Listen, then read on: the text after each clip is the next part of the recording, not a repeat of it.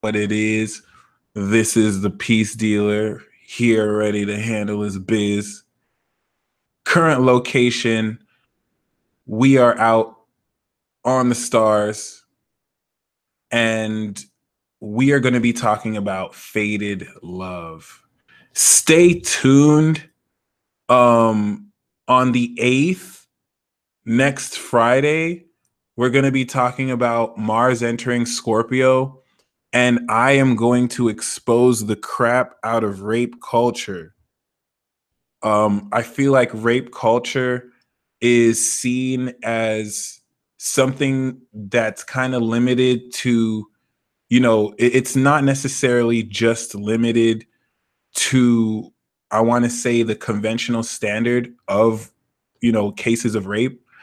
But the main reason I'm doing this is somebody that I did a reading with personally asked me, and she felt that I don't talk about rape enough on this channel, and that when I kind of talk about it, some of you definitely feel a certain sense of like, connection, and then I just move on to the next subject.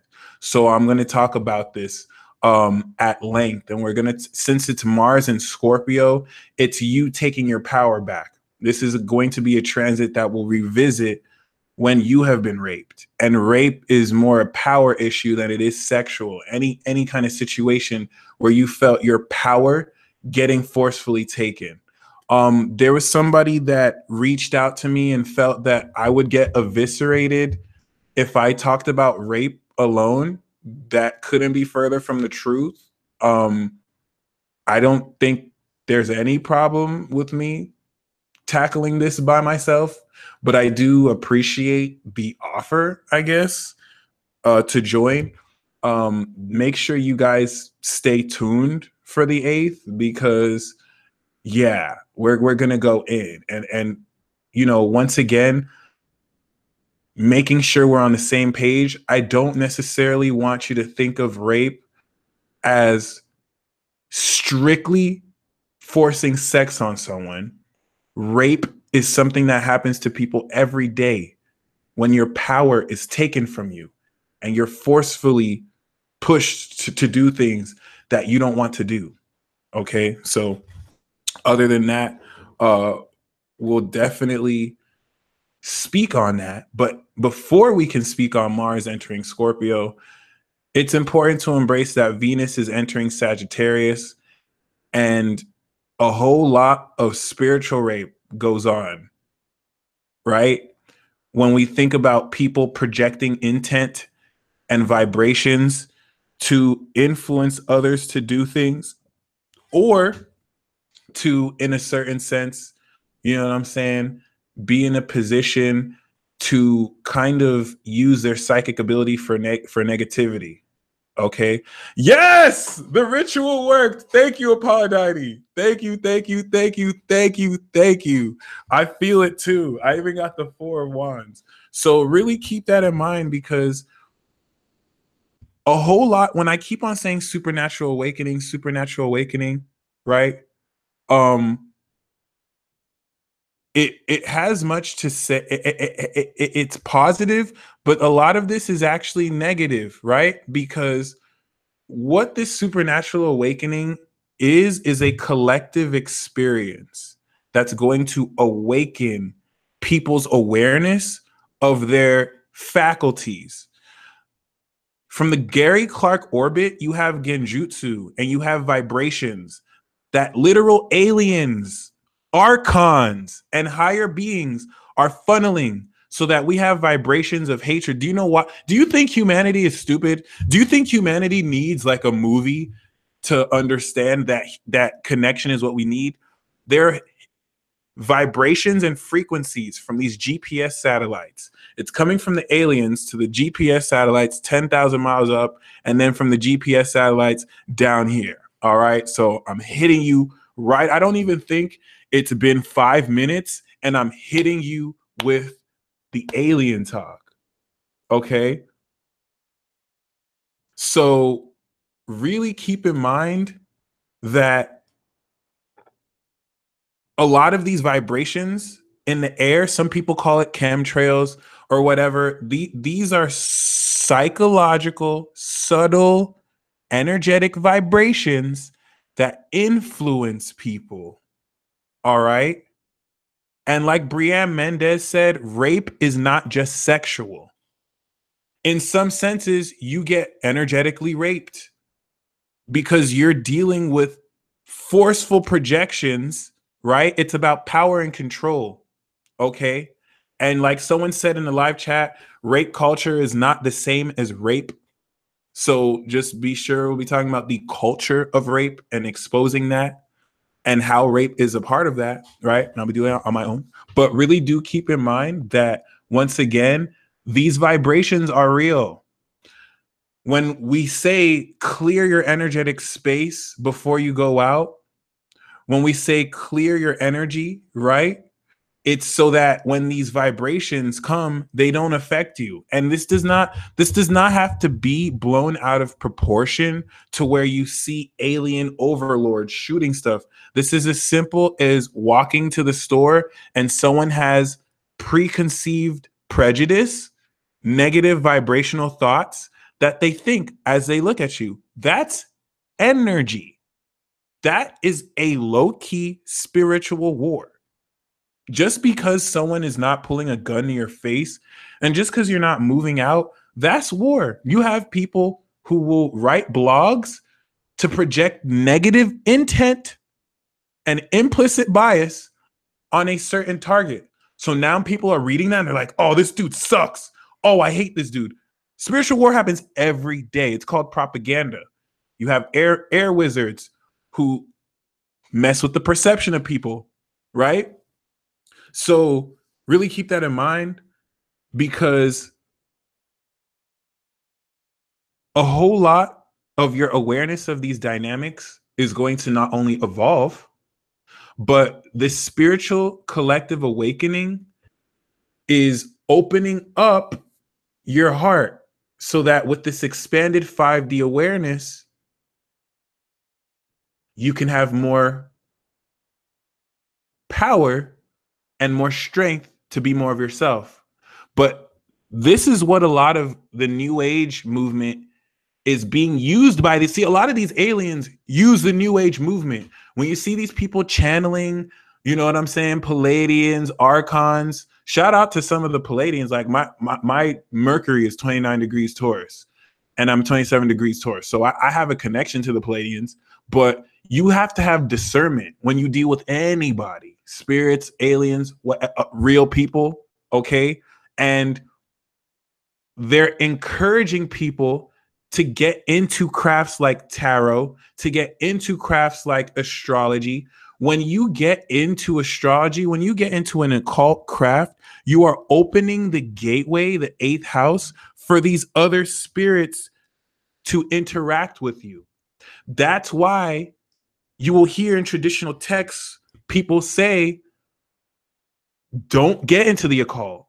Don't get into, and then the dark side will say, oh, they're just saying that so that they take power from you. That's a half truth.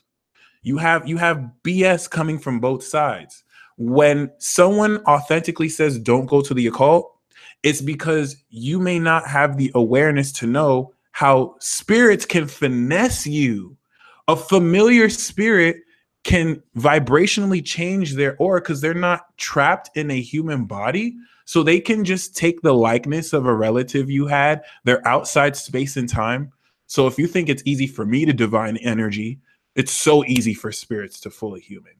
All a spirit has to do is take the likeness of an angel, and then you'll have people feeling like they really had real encounters. When there's discernment, there's certain things you have to do. Like once the spirit comes to you, you have to test that spirit then and there and be like, in the name of this, who are you for real? And that's what, like, if you notice, did you notice when you see certain things like that, the spirit that comes to the person states their name and they state their position?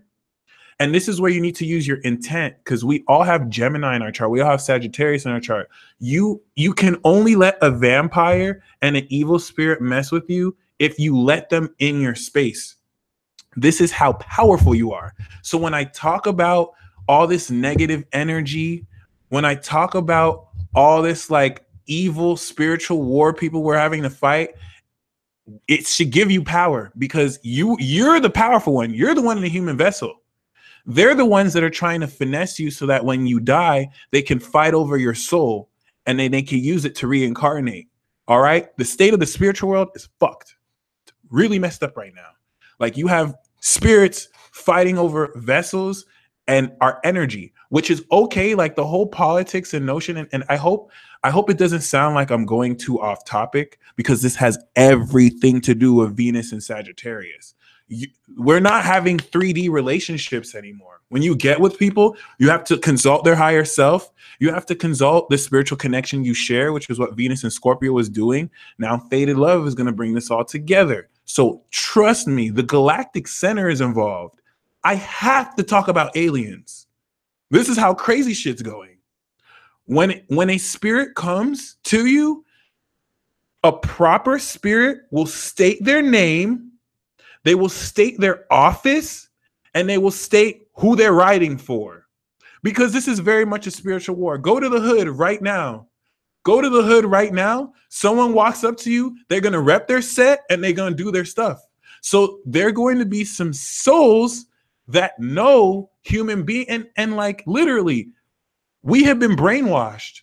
We're watching Hollywood movies where we see these ghosts, woo! So people are getting finessed. You have angels that don't even show their station, because what happens is when that spirit tells you their set that they rep, that's vulnerability on their part. They're giving you the ability to pull their card and to call them out on that or not. But most spirits know that most human beings, they don't know spiritual politics. Because I agree, Heidi. Great topic. Let's talk about it. But once again, like, you know what I mean? A whole lot of these spirits know we've been brainwashed. This has been years. A lot of these aliens and dark lords came into power the 1600s, especially around the Council of Nicaea. That might have been before that. But that dark age period was when they rapidly came into power. And generations of people lost secrets. All right? Don't think your ancestors didn't know about this. Oh my God, your great-great-great-grandparents, if they were dealing with these spirits right now, they would rip them a new asshole, because your great-great-great-grandparents had tradition. They were not brainwashed to the level we were. They didn't have social media outlets using frequencies to addict us to this stuff.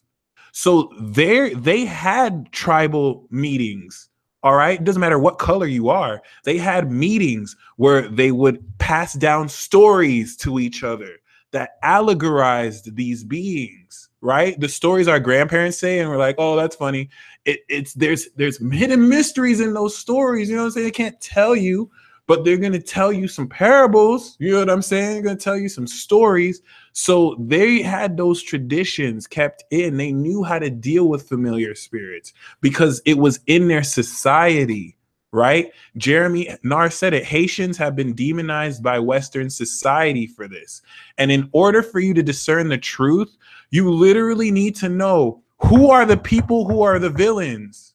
Who are the people who are being painted as bad? They're probably the good people. Who are the people who are being painted as weird? Who are the people who are being painted as popular? Be careful for them. That's why I'll be 100% real. Like if the world starts to mess with me, if everyone in the world is like, "Ooh, we like Mike. Ooh, we like the peace dealer," then I have to be like, am I doing something wrong? I have to be cautious. Like if the whole world is celebrating what I'm doing, I might not be walking in my truth. Because if you're walking in, it's impossible to walk fully in your truth right now and not have to dumb down conversations and not be hated. Because a lot of you are still walking this tightrope. A lot of you want to be 3D and do these traditions that people are doing because you don't want to be that loser. You don't want to be that outcast. Oh, this dude thinks he's cool because he doesn't celebrate Thanksgiving.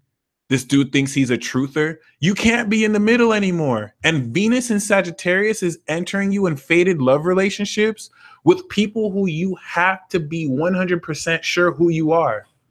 You can't be like, yeah, I'm woke and I believe in this spirit stuff, but then you're around people in mass who don't care about this, and you start to feel intimidated because it's like, well, I stand out.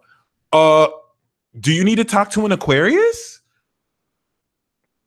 The more truthful you are, the more you're going to stand out. I embraced this 2014 and opened this channel. Like I was fed up with the BS. I was like, I'm going to tell the truth. So really keep this in mind, because Gemini is enlightenment. Sagittarius is ascension. And your relationships are going to ascend solely dependent on how much you believe in what you believe in.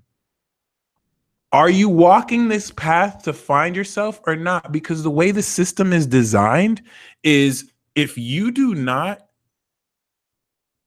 see, the way to do this is to balance it to where you are establishing new programs or updated programs. So you're not just escaping from the system, but you want to integrate stuff. All right.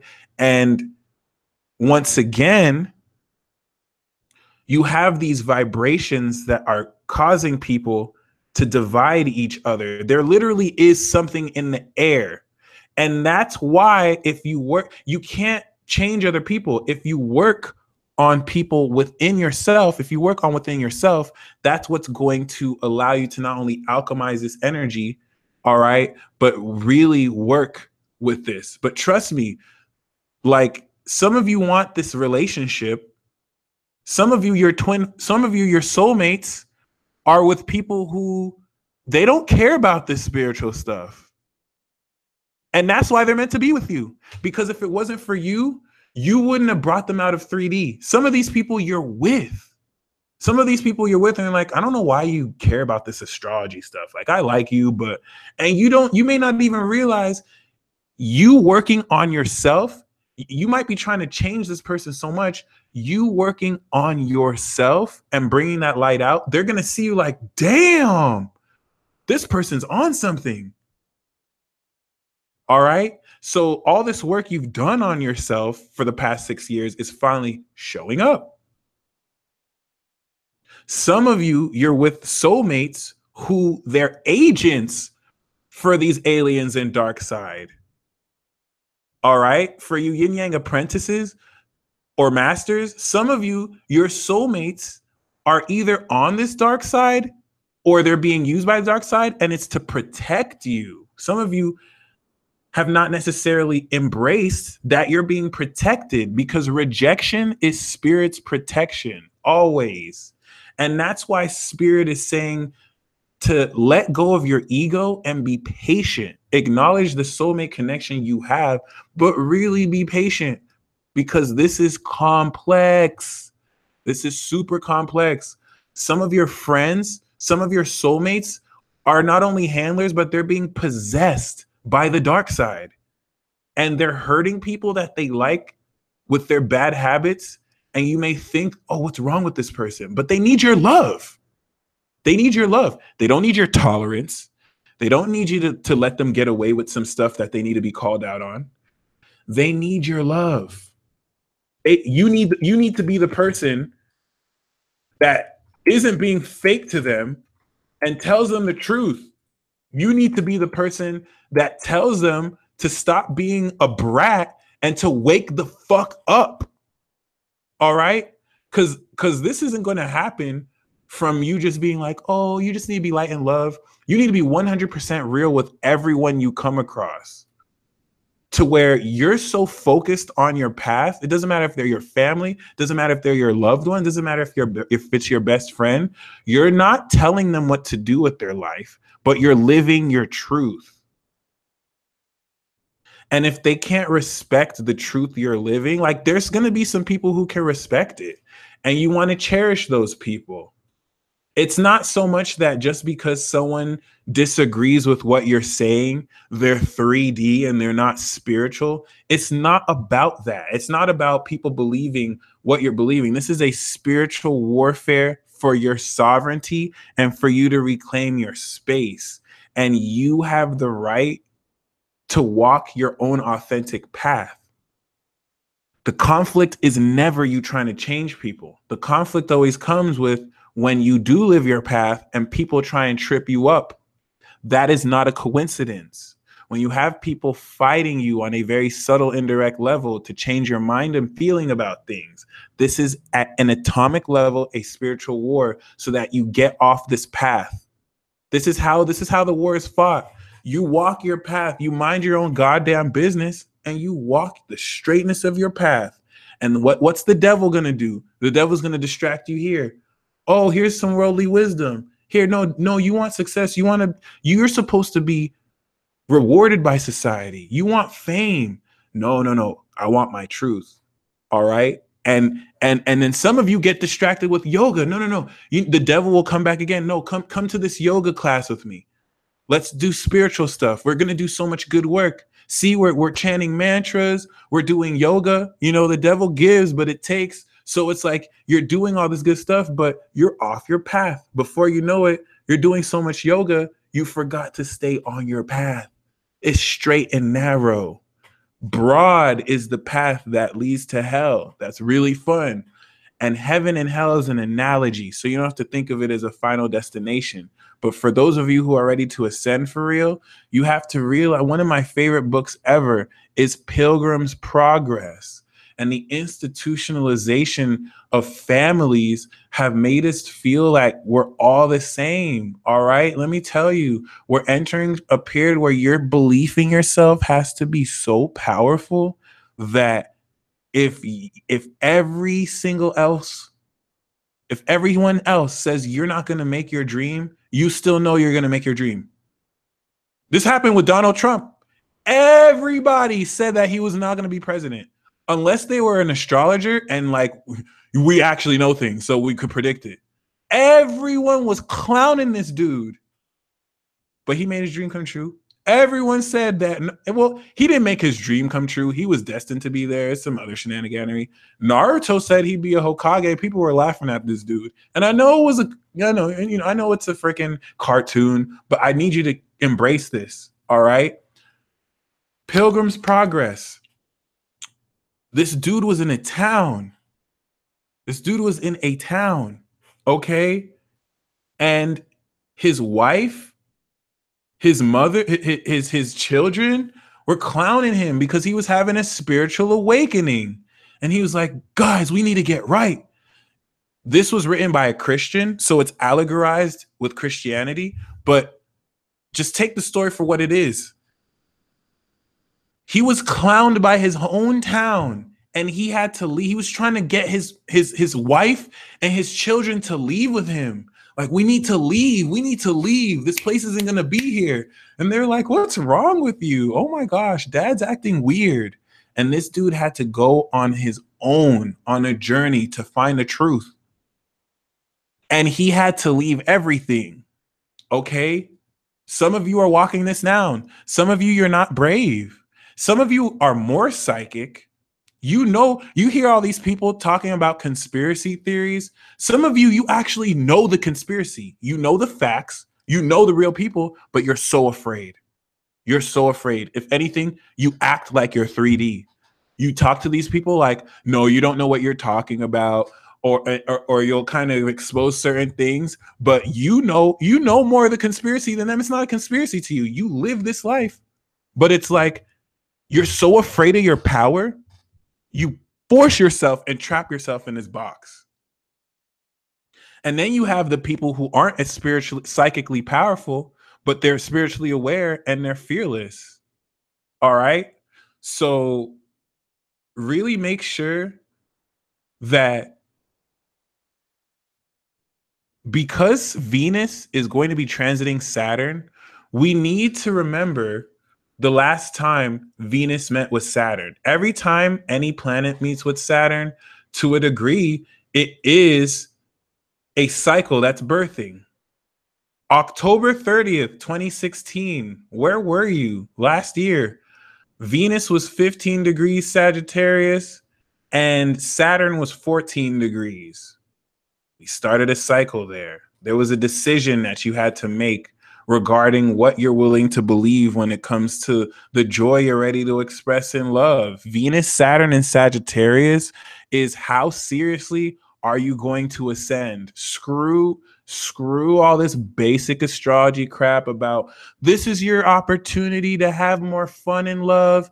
No, Venus is in Sagittarius now again, with Saturn ready to shift into Capricorn. Mercury is going to be retrograding and it's squaring Neptune. Venus in Sagittarius wants to know who really believes in me. Who really believes in me? Venus in Sagittarius wants to put you in relationships with people who believe in you, not people who believe the false 3D you, the name and social security number that you're forced to have so you are property of some nation or province. Venus in Sagittarius wants to only be concerned with you seriously engaging with people who believe in you, who believe in your dreams, who don't sugarcoat, because all this crap is done with. We've been doing this fake crap forever and then wondering why we have fake friends. Why do you have people in your social circle who don't believe in you? Shout out to the hermits who realize spiritual awakenings require you have to be by yourself for a bit. You don't want to be too much of a hermit. You have to also come out and like meet new people. But trust me when I say, moving forward into 2018, you are not allowed, you have the free will decision to, but you are not allowed to be with people who don't believe in you. And I mean the real you, not the you that you have to dumb yourself down to be, the real you, the magician. Venus in Sagittarius wants you to be in a relationship with someone who's also vibrating in this same sense. But Venus in Sagittarius is mutable. So there's a decision to make, and it's squaring Neptune. And there's going to be a lot of deception because this is fated love. This is love marked by karma that's going to trine the North Node in Leo and align relationships with what your heart is passionate about. All right. This is why for the past 6 months, I was harping. Who are you? Who are you? Who is the true you? Not even the real you. Who is the true you? Who is the you that you know if you were to tell people, people would be like, this dude's weird. Does this dude really think he's that guy? Because if you believe in it, you have to believe it first. If you walk through this Venus and Sagittarius transit fully believing it, when I say I'm the true vessel of Archangel Michael, I really believe I'm the true vessel of Archangel Michael. Am I an archangel? I don't feel like archangels can incarnate, but they can take on vessels. So when I say I'm that, that's a huge deal. I can understand if certain people are skeptical because you have all sorts of people saying they're this, I'm the devil, I'm Jesus. Because what's happening as we awaken, certain people need God-conscious archetypes. You have a lot of people feeling they're Osiris. You have a lot of people feeling they're Isis. And it's not so, you have a lot of people feeling they're like Greek gods and Roman gods. And the reason why they're feeling that is this is the generation where the new generation of gods and goddesses are awakening. All those ancient gods and deities, they're gone. You're their children. You grew up from that lineage. So some of you will feel like you're these gods and goddesses, but you're actually even greater than them. You're actually like, we think of all these old gods and deities like they're the only gods that exist. There is a whole new generation of mythology being born. Just imagine like a Boruto generation is being born. So a lot of you are children of Isis. A lot of, and then trust me, when I say children of Isis or children of Zeus, this is literally like an analogy. I spoke to Wonder Woman yesterday. I gave her a reading. A Sagittarius lady, right? Wonder Woman is a daughter of Zeus. So she came to that realization, but some of you are making realizations that you're certain gods when you're really not. All the old pantheon, leave to the old pantheon. You represent something even greater. Trust me. I'm only saying that because some of you limit yourself. When some of you say that you're like a certain deity, you're limiting yourself. You're actually greater than that. And some of them work closely through you. Like Osiris works very closely through me. Osiris channels through my soul, but I am not Osiris. Does that make sense? Like if I were to say, I'm Osiris, right? I've had synchronicities. I had certain people like see this in me, but I'm just a vessel for this energy. And I'm not the only vessel too, because these are bigger, huger beings. So literally you will have multiple human beings channel this energy. This is how they can certainly sometimes be omnipresent. The Holy Spirit is within us all too. So there's spiritual deception where some of your spirit guides and some of your spirits will deceive you to test you, to see if you're going to get on your ego, right? I can get all on my ego and be like, I'm Archangel Michael. I'm an archangel, right? And I have real life experience of like energy bouncing and deflecting off me, right? But if I get in my ego, I'm gonna get humbled because I'm just a vessel. This is not the dimension where our true selves manifest themselves. They're higher dimensions that look down on this one as an avatar place, right? So really keep that in mind. Sometimes you have to be tested to make sure you still remember who you are. All right. I am Michael. Okay. I really do consider myself a vessel of Archangel Michael. I've had multiple people, when I didn't want to embrace this and I didn't believe it, ask me, hey, I hope you don't feel weird for me asking you this, but I really feel like you're Archangel Michael, or you're an angel, dude. And I've had to embrace this, and I'll correct them and I'll be like, well, I'm a vessel. I'm just but a human being that channels the energy. But you feel me? Like you have to believe in who you are so much that Venus and Sagittarius will hook you up with fated love to where this partner you're with and the love you engage in, they believe it. They see it. Sagittarius is all about sight. They see it. Okay? Believing yourself more than ever now, because this Sagittarius season is manifesting your belief so that you can move forward with it into Capricorn. Okay? And really keep this in mind, because with the nodal shifts that are occurring, a lot of ancient beings are reincarnating here because there's a huge reset that's going to happen where a lot of these stories are replayed. And the reason why this has to happen is because the dark forces screwed us up. And in the short period for where the age of the ancient gods ended and the new souls are being born, the dark forces created the dark ages and skewed the stories. So now the reincarnation that was supposed to happen so that they can fulfill that legacy, you have some people reincarnating like, what the hell happened to my family lineage?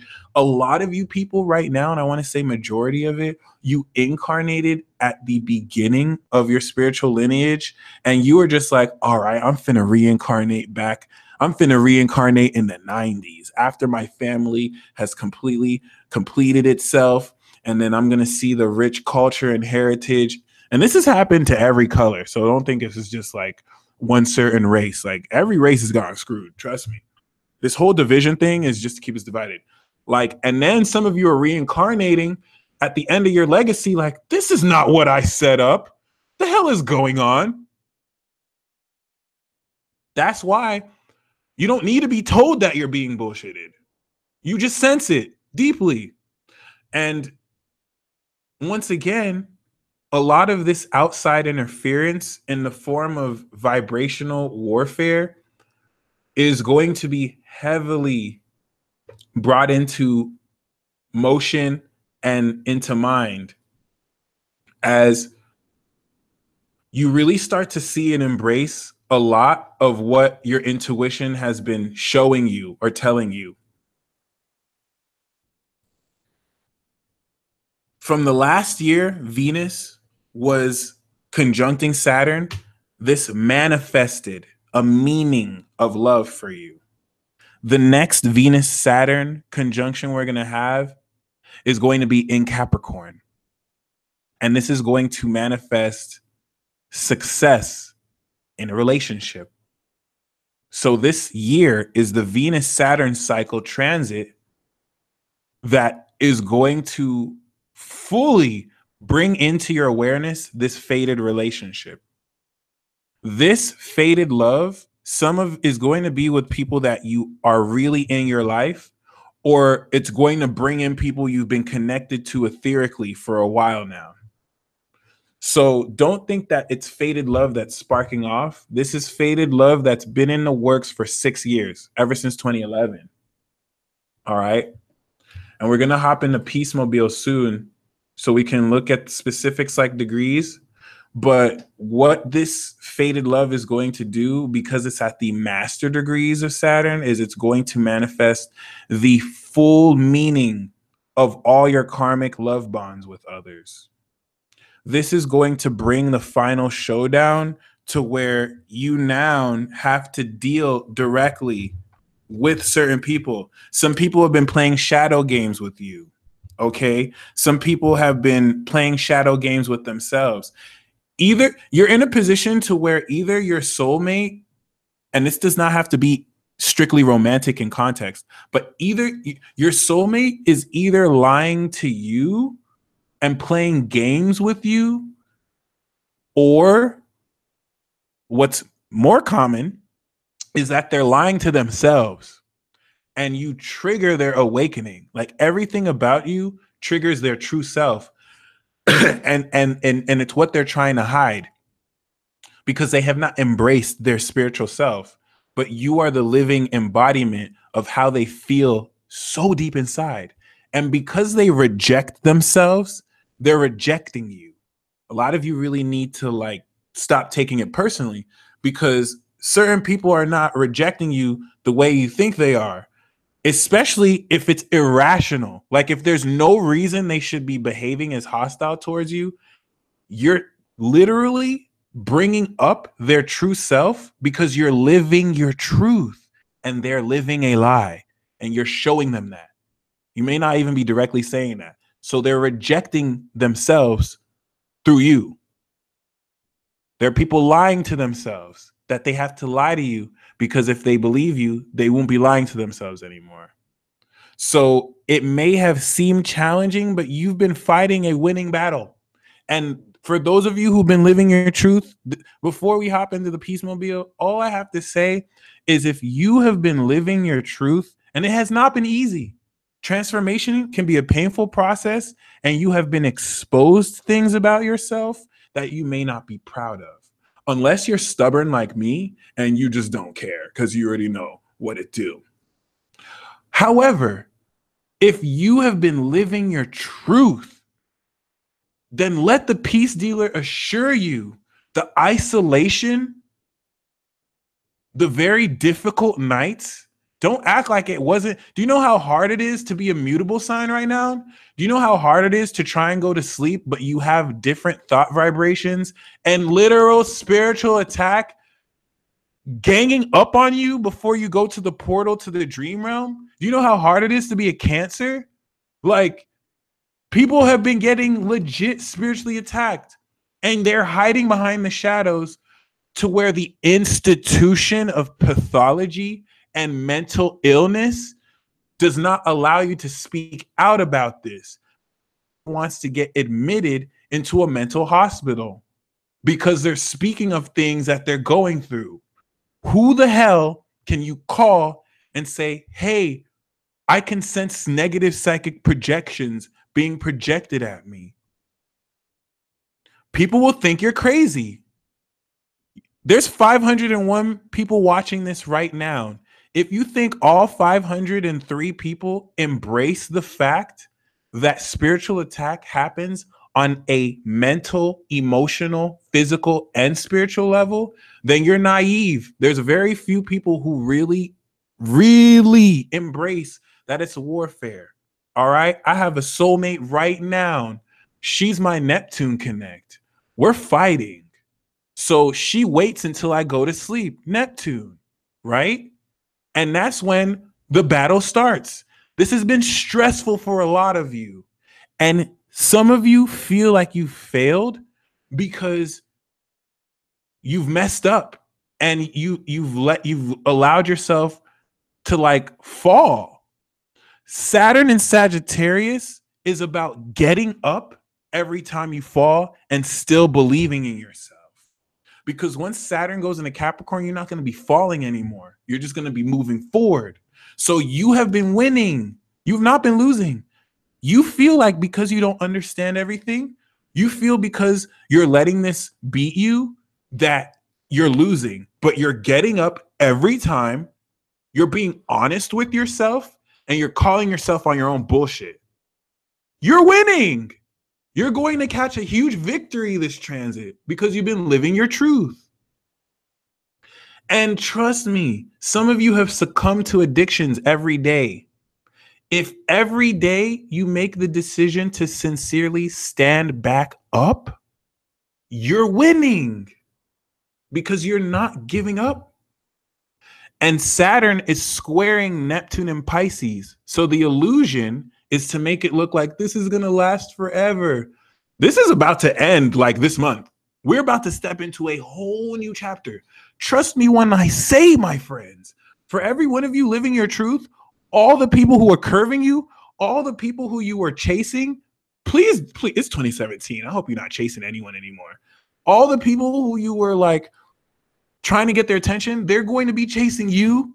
They're going to be wanting your attention because you're going to be standing in your integrity and you're going to be shining very bright. And the lesson here is when they start coming to you, you don't give your power away.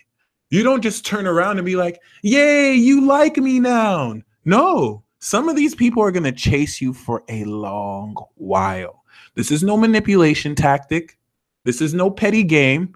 The reason why they have to chase you is because they're going to want to come into your sacred space, but they're not going to want to change. They're going to feel like, okay, you're cool enough to mess with now, but I'm still going to want to be my own 3D self. And it's like, nope, you have your boundaries up. If that person is not going to vibrate on your level and build with you, then they're going to have to keep chasing you. Trust me, we're dealing with some very delusional people who feel like just because they're a certain level of status in society, just because they get a certain level of attention, you have some people every single day, even you might have, you know, they get compliments, they get gassed up, they get all this attention, and then you're going to live your truth.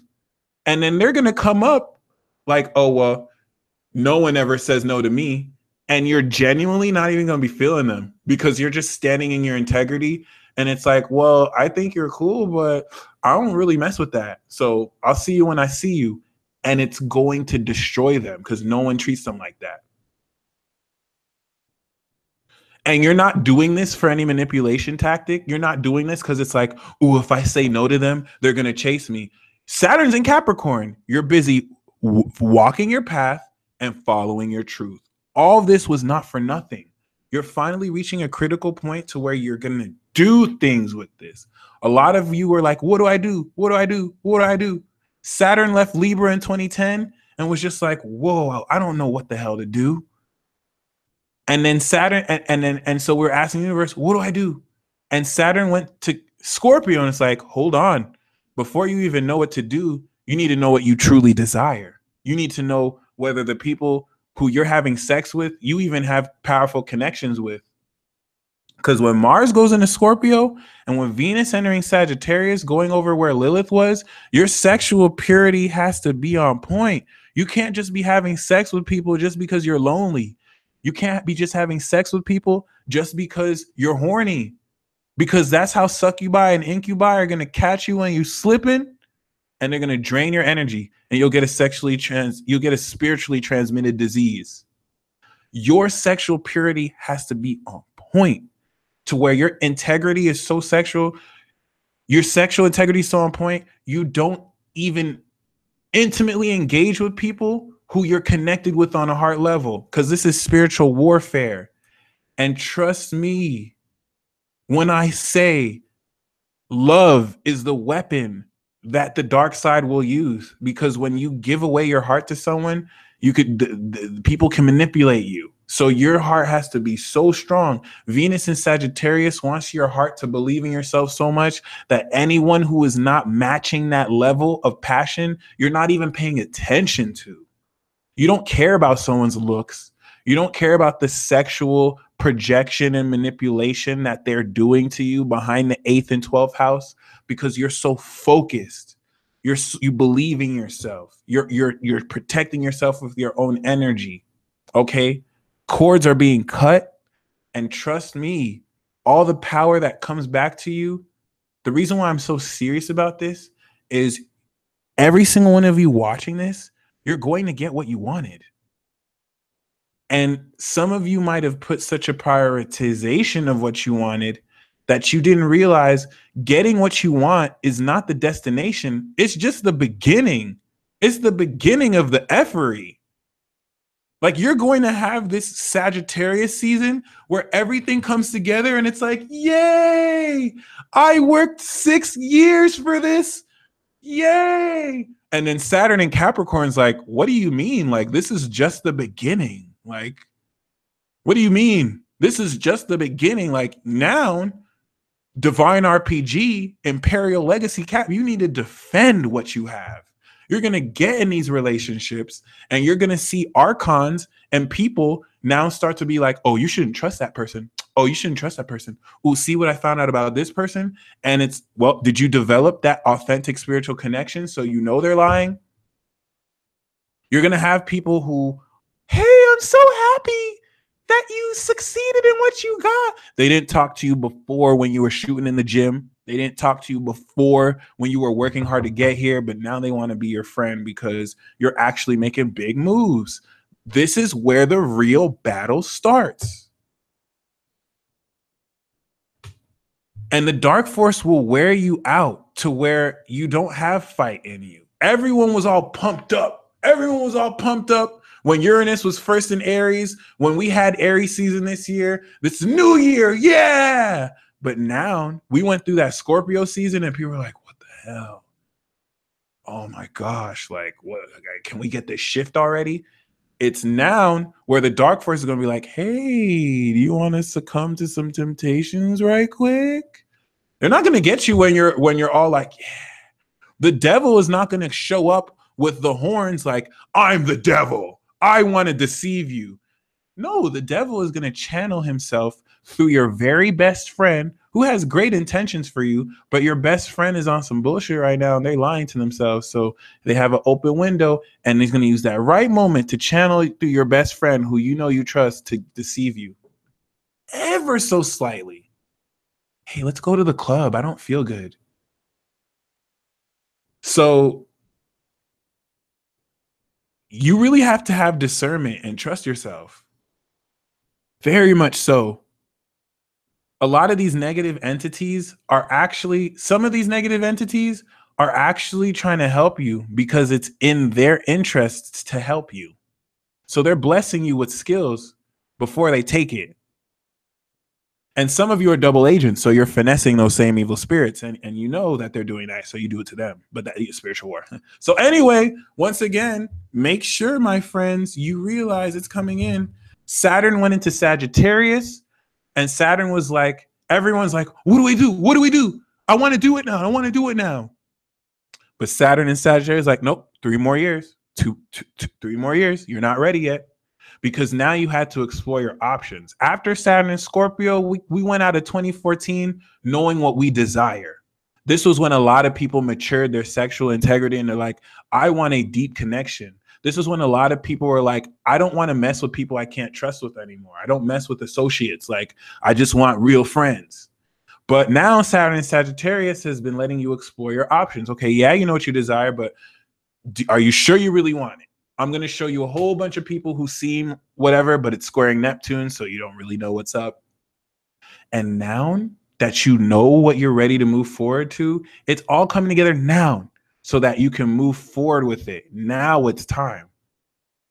Because Saturn Aquarius is revolution, where you're taking everything you succeeded with, you reach success in Saturn Capricorn, and now Saturn Aquarius, you're in a position to be the change you want to see in the world. That's simple. So it's not going to be simple because it's going to be the toughest fight for a lot, especially if you're a Libra or a Cancer. They're coming for you. I told you they're coming for Aries and Gemini. They're still going to come for us, but they're going to shift focus heavy. Now that the signs are shifting into water and earth, they're going to come for Libra and Cancer heavy. All right. They already worked on Scorpio. So it is what it is.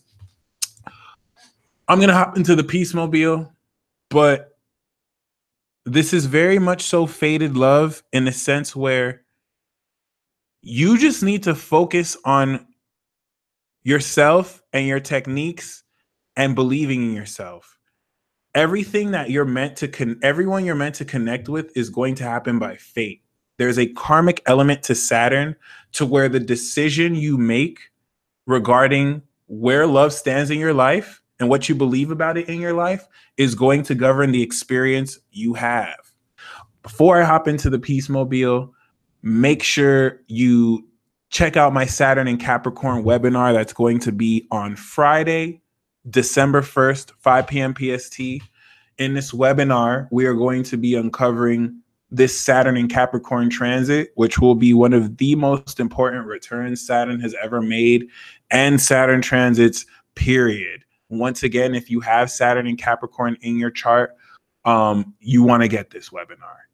Even if you don't have it, you're going to be able to gain an understanding based on your rising sign or sun sign, how this is going to affect you. Saturn and Capricorn is bringing out your greatness.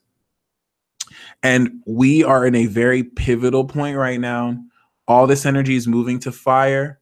So the moat is lifting and the gate is closing. This is why I was like, you have to get your shit together. You have to make sure everything is aligned and in place, because when Saturn comes back, it's the drill sergeant coming back to see if there's any lint on the bed and to see if everything's clean and clear. All right? Because when we start Saturn in Capricorn, you're either starting off as a loser or you're starting off as a winner. And you want to make sure you're at your best self, so you have everything stacked in your favor. All right. Make sure you definitely join this Saturn and Capricorn webinar. It's okay, because even if you find that there's still stuff that needs to be put together in your life, there's so much mutable energy in Sagittarius to bring this change now. You just need a sincere effort to put your life together. If you're just moping like it's not going to work, you're screwed. You need to believe in yourself. that's the whole point in Saturn and Sag. Like, believe in yourself now and thank me later for it. Thank yourself later for it. Don't even thank me. Thank yourself later. When you see what believing yourself does, you're going to see what it does when it's in Capricorn. And I have the full moon in Gemini webinar as well, December 3rd. Link in the description below. My new website is going to come out for those of you who've had issues paying. I'm going to have that issue fixed. It should launch pretty soon, but we still have the half off code for the rest of the month, which is going to be like 2 more days. So yeah, make sure you check out the services in the description box below, the personal lunar return and the love readings. I still got you as far as that. And let's hop into the Peacemobile. Wait. All right. So as you can see, we have Venus at the tail end of Scorpio. And the reason why this is important is tomorrow, Venus is going to be on the 30th. What is the odds? What are the odds at the very end of November? Venus is going to be at the very end of Scorpio. Because I don't acknowledge this Gregorian calendar. It's missing a month, number one. There should be 13. And it's coincidences like this that really raise important questions. But Venus at 29 degrees of Scorpio is going to manifest the deepest understanding of your psychic connections with others. Some of you don't understand. You feel the signs. Trust me. Some of you are in connections with people who are just as aware of your connection as you. And this November 30th is going to really prove it. The 28th, today manifested an awareness of this. Today, you should have manifested proof that you are psychically connected to somebody at a very deep level. Okay. And tomorrow is going to be the full manifestation of this proof. Really keep this in mind, my friends, because once Venus goes into Sagittarius, this is where you're going to see this psychic connection. And it goes right into 1 degree. All right. Very important. Mutable signs change and shift. So it doesn't matter if you've been having like warfare with a certain soulmate or with certain people in your life. Mercury's getting ready to go retrograde. And when Mercury goes retrograde, soulmates, ex-partners, they come back in your life because some people that you're meant to actually fatedly move forward with, it's going to work out. So this is that Venus transit where someone who might have hated your guts for years, or you hated their guts, they're still going to hate you, but now you're going to finally work it out. And this is going to be the change. This is where things come back. This is where Saturn's like, all right, I've had you people move away and separate from each other to work out stuff. Now I'm bringing you back because Saturn's going into Capricorn and you both need to work together now. You got to act like adults. Okay, so keep this in mind. Venus will be transiting Sagittarius during the full moon. And then it's this full moon while Mercury retrogrades that's going to shift everything. This is where you're going to see things moving super fast. And this is where, as you take your power back, you can't give it away. So trust me, this is all going to happen so fast, guys. So Mercury's going to retrograde. All hell is going to break loose. People are going to realize that certain things they believed were a complete lie and they were right the entire time. And then the fuckery is just going to go out of control. So keep this in mind, because the first decan of Venus is going to be chill. A whole lot is going to move fast, right? Until this first 9 degrees when we have this square. Because once this moves 10 degrees, bam.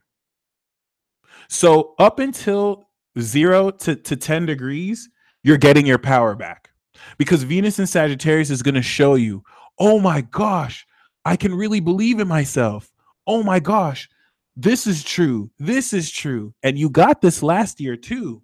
But it only happens in installments, let's say. Okay. It's not like what happened before is new in that regard.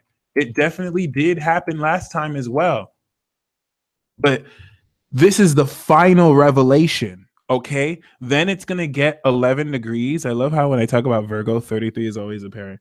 Then we're going to go 11 degrees. Okay. Hold on. Okay. Then we're going to go 11 degrees. And once this starts to square Neptune, you're gaining your power back until 11 degrees. This is when they're going to come back. This is when people are going to start coming back like, oh, hey, I'm so in love with you. I like what you've done with yourself. Oh, my God. Oh, my God. And this is all Venus. This is all Venus-Neptune square seduction. You're going to have people blowing so much smoke up your ass that if you're not listening to the discernment that's occurring, it's a double-edged sword. Your psychic senses are going to be super high. So if you don't listen to that discernment that Mars and Scorpio is showing you, you're going to get finessed bad. And all this power that you gave, you're going to give it all away. Don't give it away. You need to be petty. You need to put these people in their place. So and trust me, the reason why it's not manipulative is because you're going to be doing this to everyone. People who genuinely love you and people who are using you, you're going to be speaking your truth. And you're going to be holding them accountable to the truth, to where if they're not living in their truth, you're not messing with them. And so people living in their truth, you're going to show love. When these people hit you with that stuff, if they're not living in their truth, don't give away your power, because it's all false love. So really keep that in mind. Oh my God, you're so amazing. Look at what you did. You're so different. What happened? Oh my goodness. And then Mercury retrograde is going to conjunct Venus, right? And once that do-si-do happens, if you can get past the second decade, my friends, it's going to be super fun from here. All right. Once Mercury retrograde starts to go past the party and we get to this new moon, we're now setting the new seeds that will manifest 6 months from then in June for new meaning in our lives. The crystallization of this new meaning. It's going to be so beautiful. Once Venus starts to square Chiron and trine Uranus, right? This is where you've established that you ain't no sucker, and you're not going to let people finesse you of your own energy, because screw these stupid aliens. And yes, I'm really that crazy. And once this starts to align with Uranus, because you're standing in your power, this is going to make everything shift so well. So amazing. And of course, Saturn will shift into Capricorn. The sun's going to join it. And then eventually, look, Venus will join it. So I was wrong, guys. I was wrong. The last Venus-Saturn conjunction we had was last year. And we're going to manifest that this year.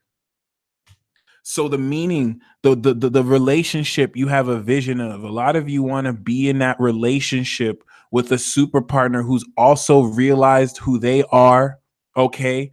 And they're finally in a position to balance you and add to this team. If you live your truth, you're going to manifest this December 25th. Oh shit, that's Christmas. I didn't even know.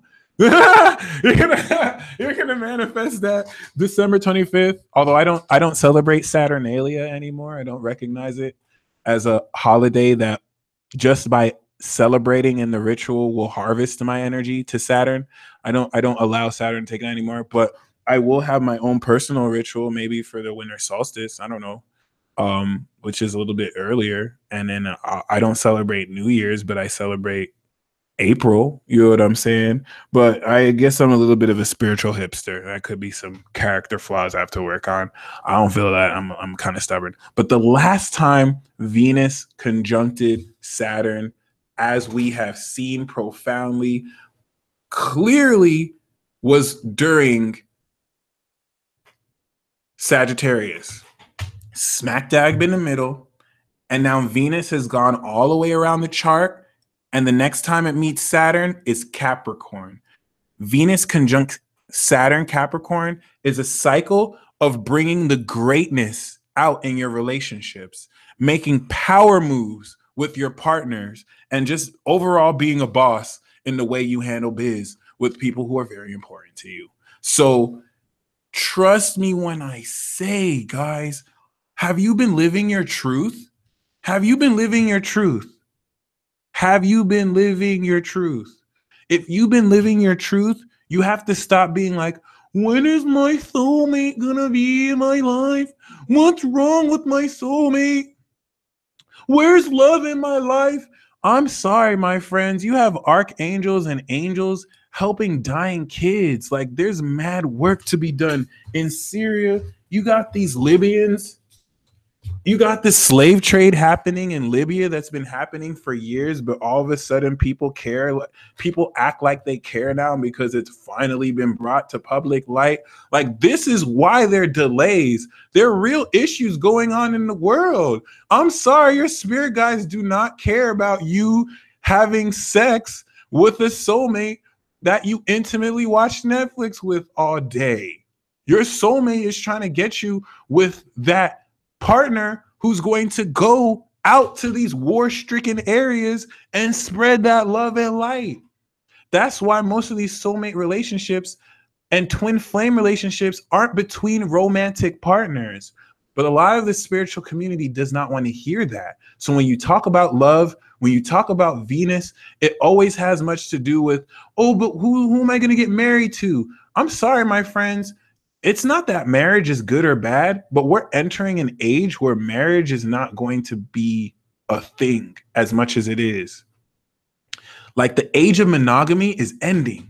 You're going to have monogamy. You're going to have people who are monogamous, and you're going to have monogamous relationships, but they're going to be fewer and far between, because this is more about outer space exploration and taking our minds to do new constructs. Okay. So this is not saying you cannot be in a monogamous relationship. You still can. But I'm saying the whole focus about, you know, this fairy tale, Venus and Sagittarius wants you to get rid of that fairy tale, because it's seeing into the love of joy, to where you don't even have discrimination, because you connect with everyone with love, because your love is unconditional and agape. Well, it's unconditional in Pisces, but it's inspirational in Sagittarius. Okay. So if you've been living your truth, you really need to like open up to the fact that it's all manifesting now. Manifestation is Capricorn. Once all this energy moves into Capricorn, you're manifesting it. Keep the hope alive. Know that the synchronicities and the signs you have towards certain people and things are 100% true. Okay, maybe like 88%, but they're true. They're real. Know that you have psychic connections with people. Know that you have more psychic connections with people that they feel too. And we're starting to awaken to this. So Venus and Sagittarius is going to show you how we've grown in a short month. I cannot iterate the importance. And if any of you want to listen to 2088 by Janae Aiko and Big Sean, I heard they did a sequel. I gotta listen to that. I would listen to that. That's good twin flame music to do. So if you want to do a ritual, light a candle and listen to that album. It's like 7 tracks. But once again, like, it's coming in. It's been coming in. I don't want to make this sound like it's all coming in now. In the past 3 months, you've been manifesting a lot that you've been wanting to manifest. And the degree to which you've manifested it is how well you've believed in yourself. Okay. But really keep in mind that you owe it to yourself to believe in yourself. Do not walk into this transit with any doubt in your heart. You need to know that by the time Venus gets on Capricorn, you have manifested the soulmate relationships with people who you're meant to be with and move forward with. That is that ship sailing away. So it's like everyone who's meant to be on the ship will be on the ship. Sagittarius season is everyone traveling from everywhere to finally come and resolve conflicts. Because if they're not on the ship, once Saturn moves forward, peace. I ain't waiting for you. I have Mars and Aries, but no one's waiting for you, because that ship's going to move forward. And there's work that has to be done, because there's revolution that's going to happen. Sheesh. When Saturn and Jupiter in 2020 to 2021 have to prepare the way for the imminent alien invasion that's going to occur a bit before then, when we have a false flag alien invasion so that they can harvest our fear vibration, there's going to be revolution to where the psychic powers you're building over the next 2.5 years, when Saturn's in Aquarius and Pluto's in Aquarius, we're going to actually have revolutionary factions doing stuff with. And just keep in mind, the last time Pluto was about to shift into Aquarius, we had a revolutionary war. So it's coming. It's coming. I hope you're in the right place 2020, but more importantly, I hope you're in the right place now. All you have to do is believe in yourself. And let's do a ritual exercise right now, the same one that we did before, and we'll end every broadcast with. Okay, so the one we're gonna do right now, of course, quite fittingly, is to center yourself right now. First of all, remember that you cannot fail. This is your mission. You only fail the moment you give up and stop believing in yourself. So center yourself, and first of all, put your hands on your heart and just feel happiness. Feel happy that you made it this far, especially if you're here watching this. Some part, unless you're one of the rare few who watches this to like throw negative vibrations my way and to spy on me. What's up? I know you're here too. All right. Could be a little bit paranoid, but I don't care. I like these antics. But for majority of you, you're here because you're following your truth. And you need to owe it. You have to give this to yourself first, even if others do it or don't. You need to really big yourself up right now. Pat yourself on the back. You know what I'm saying? Thank yourself right now that you made it here, because you've gone through some stuff that most other people would either have killed themselves for, or they might not have necessarily made it mentally.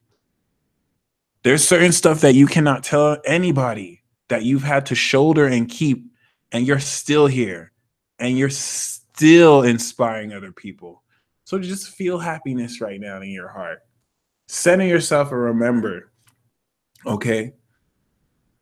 The next thing you want to think, all right, or evoke now, is to really tap into the spirit world. You have your spirit self and you have your physical self. Your spirit self is the you that exists. Love you, Rupak. Your spirit self is the you that exists in the spiritual realm. Your higher self, your true self. Your real self is the you that exists in the physical realm.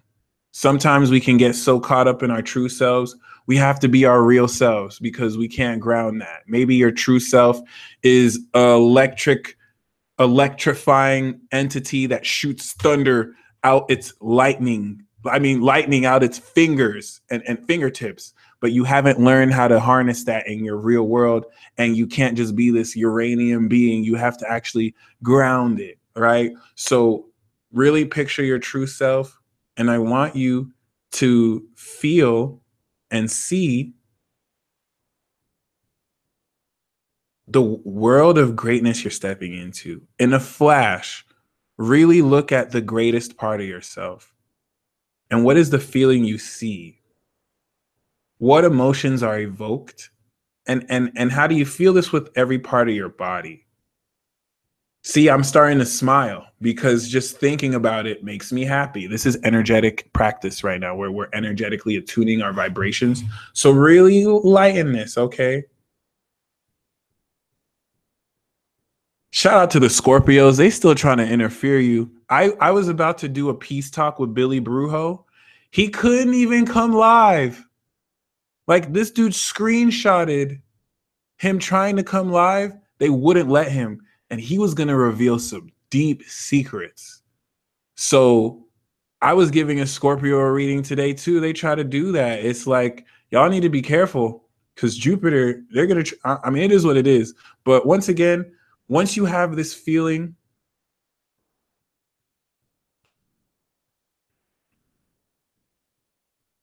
what I want you to do is to now breathe in, activate the breath of life, and breathe in down to your diaphragm. The energy. Breathe in what you're manifesting, not what you want to manifest. You're not wanting to manifest. You're not trying to do this. You're doing this. You're breathing it in from that spirit realm. What did I tell you? I told you Gemini is the gateway from the spiritual into the real. Your breath. You're breathing it in and then you're breathing it out. And then Sagittarius is the gateway back into the spiritual, what you see, the actual meaning. So literally breathe this in, and it's your focus that's going to maintain this. You can make this something you do for a set amount of time, or if you're a true master, you'll constantly have this focus so that you're mutably bringing this in and you stay mindful. Watch. If you do this for like 5 minutes, dark forces are going to start attacking you. Your phone's going to ring off the hook. People are going to all of a sudden want to talk to you, see how you're doing, just so your breath could be disrupted. So that's what I'm saying. If you're a true master, you're going to maintain this. And this is going to, me, I can't focus on, I'm going to practice what I preach, because it takes me about 4 minutes before I distract myself. It takes me about a minute and a half, but I'm a Gemini and I'm just going to blame it. I'm just going to kind of make an excuse here and just say it's because Geminis don't deserve the most attention. But I'm also calling myself out on my own BS and maintain this breath. Okay. Breathe in that feeling. Feel what you're manifesting in that greatness. Feel yourself becoming that. Feel what you feel. And then when you breathe out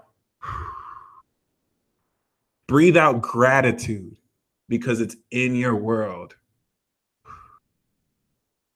You're shifting it.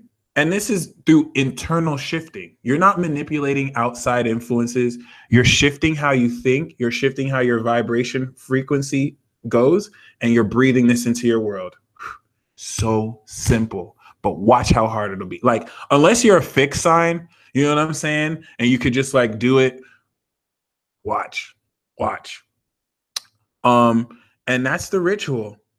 Some of you can focus on your twin flame or a certain outcome and just feel that. See, you'll feel it. Trust me. You'll feel it. Just maintain it.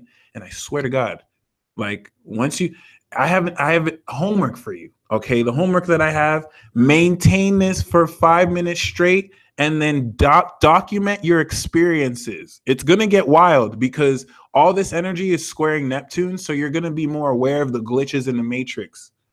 Document what happens. So it's not like I'm just saying it. Let us know what you go through, because the once you do this for 5 minutes, 5 minutes is enough time to bring your whole energetic space. Dark forces are going to want to come to get you thinking negatively, because see, you guys don't know, these dark forces, they're not like us. We've been a bit lax. Like, we got to be like the dark forces. These dark forces don't play. These dark forces know the power of light. And these dark forces know the power of positivity. These dark forces know how much being positive can literally change a whole environment. So they will be on your ass. All right? Document your experiences. Document when things will get positive too. This isn't to scare you. This is just to let you really be focused. And then the other homework that I have for you is to share what you believe with someone special. When Venus enters Sagittarius, the beginning of November, as you communicate with people, share what you believe by showing them. When it's in Gemini, you want to tell them, but show them, embody this. But really, the only homework I have for you is to maintain this breath for at least 5 minutes. If you are a master, do it more than that. Do it until the end, okay? And keep that in mind. Brandon Covington says that darkness doesn't equal toxicity. And I think that's very important to embrace, because when I am talking about dark forces, just because dark forces doesn't necessarily mean the dark in the yin and yang. So I'm going to be mindful of my words. There's the dark in the yin and yang, and then there's the dark forces that I mean to implement evil factions who distort the dark. The dark is actually pureness, and then the light is the evidence of that purity.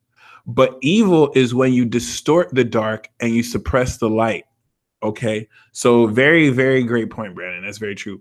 And once again, just maintain this breath. Breathe in, yin, yang, breathe out, gratitude. Feel satisfaction, breathe out, gratitude. This, if anything, is just going to be something you could use if you ever feel anxiety. This is the only other homework that I have. If you ever feel anxiety, if you ever feel doubt, do that for at least 10 solid breaths and incorporate the numerology so that every breath is consecutive and it's doing a spell just because you're aware. It's consciousness that gives power to magic. So keep that in mind.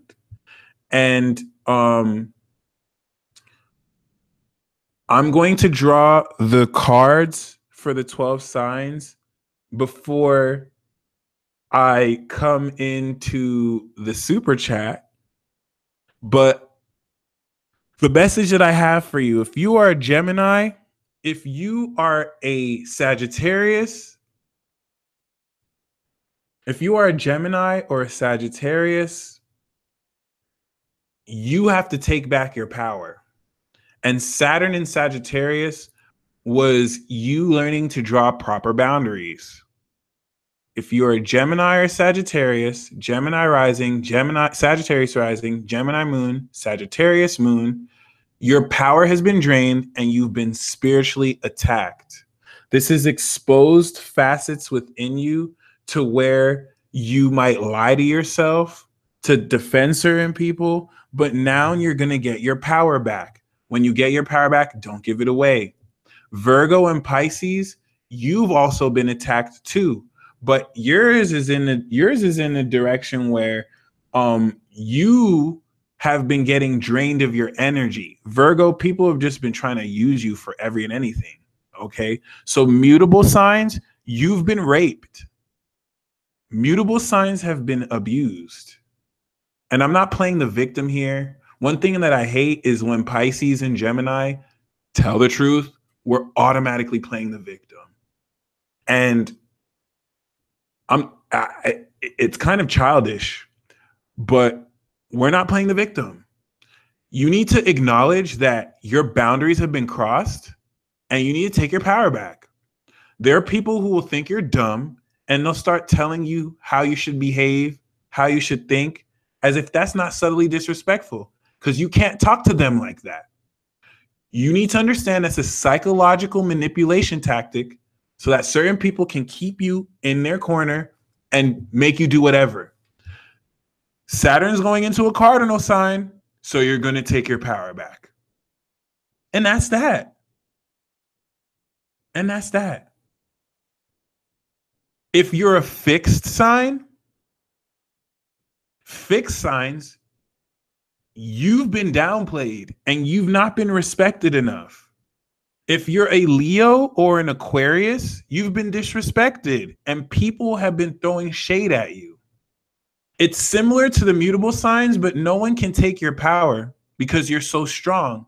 So you need to stand up for yourself. If you're a fixed sign, if you're a Scorpio or a Taurus, you need to remember you are a queen or a king, and you cannot wait for other people to acknowledge that. You need to not care if people think you're arrogant for knowing who you are. The North Node is in Leo.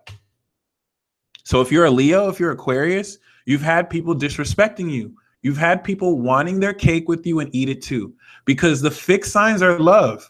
So everyone wants what you got, but then they want to have what you got, but they don't want to respect you. You can't let that happen anymore. You won't let that happen anymore, really. And now let's talk about the culprit, because the culprit unknowingly, but knowingly, is actually the cardinal signs. Projections come from cardinal signs. Judgments come from fixed signs.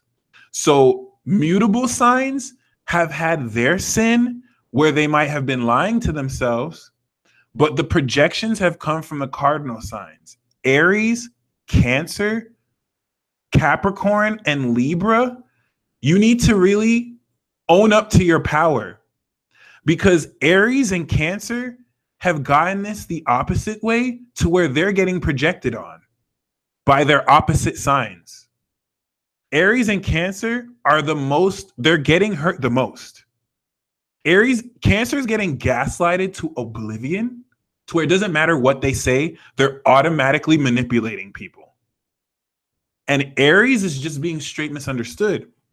Capricorn is afraid of their power because Pluto's in their sign, and Libra is being fought over.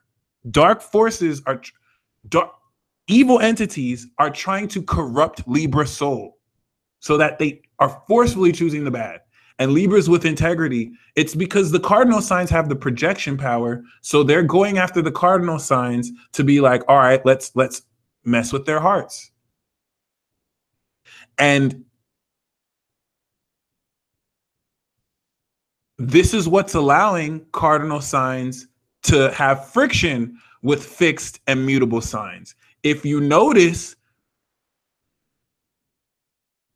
mutable and fixed sign energy have been getting along, whereas there have been beefs, but the beefs only come through because of the cardinal sign energy. All the actual like bonding, the mutable sign, the fixed signs have been defending the mutable signs from cardinal signs. Do you know how many Leos have protected me from Capricorns? It's not even funny. Like, do you know how many Leos will put me to the side and be like, hey, buddy, this is what this Capricorn's doing. Like, you have no idea. Then multiple caps too. Like, they'll just like remind me. All right. And any kind of friction that's happening between the fixed and mutable signs is because of a cardinal sign energy. This is Pluto and Capricorn. If you want to know why it's cardinal, it's Pluto and Cap. Pluto is purifying and taking everything that is impure from the cardinal signs. So that's why you can't really pull the wool. Like, every cardinal sign is dealing with their shadow, and they can't be afraid of it anymore. Because you're being afraid of it, everything you're suppressing, you're projecting to others. And now other people are having to feel the effects of your own psychic energy, most of which there are a lot of Libras and there are a lot of Capricorns using and misabusing their power. There are a lot of Cancers and Aries who are misabusing their power. If you see a Leo, if you see a fixed sign, or you see a mutable sign misabuse their power, they're misabusing their cardinal sign energy. So I'm preaching. Like, this is all the problem right now is the cardinal signs, the actions that are being taken, and people are trying to force things their way instead of letting things be. Neptune's holding the mutables down. Jupiter's holding the fixed signs down. So cardinal signs, stop fearing your power and really make sure you own up to this responsibility, because it's all going to be exposed when Saturn goes into your sign. It's going to give you guys power, but it's going to come with responsibility. And we depend on you cardinal signs to open doors for us. So if you're not believing in yourselves, shout out to the cardinal signs who are believing in themselves. All right. Shout out to the Aries, the Cancers, and the Libras and the Capricorns who are standing in integrity. Thank you very much, because you're our saviors. You are the cardinal signs who are fighting the cardinal signs who are being evil. That's it. That's it. So I don't want to make it sound like all Libras and all Aries are bad. No. You guys are our last hope. Seriously. Because they're gunning after other your representatives to screw stuff up. They cannot get at Leo. You cannot corrupt a Leo. You cannot corrupt an Aries. You cannot corrupt a Sagittarius. You can only mislead them, but their hearts are made of fire. All right? Fire signs cannot be corrupted. They can be misled, but the fixed signs are not getting finessed. So they're going after the mutable signs. If you see some fixed signs trying to get at you, they're trying to protect you because they see what these cardinal signs are doing. And it's only very few cardinal signs who are standing up for integrity. So I'm just letting you know, all this is about to shift. I'm not going to keep silent about it anymore. Mutable signs have gotten messed up the worst, but don't worry. Before that, fixed signs got it. Everything that Gemini, Sagittarius, Pisces, and Aquarius went through, and Virgo went through, the fixed signs went through when Saturn was in Scorpio. And then before that, the cardinal signs got it when it was in Libra. So it's coming back to the cardinal. And this is the final chapter. So just letting you know. Thank you, Maribel, for pointing that out. I totally didn't make fun of that. I guess some people, it's a trigger word to them, and they just get so sensitive they lose all sight of rational logic. I don't play with that word. So whenever you hear me say it, it's serious. And thank you once again, Maribel, for clearing that up for me. Aries rising, Aries moon. The card that I have for Fated Love for you, Venus is going to be in your 9th house. And this is going to open up profound belief and awareness of what is occurring. Okay.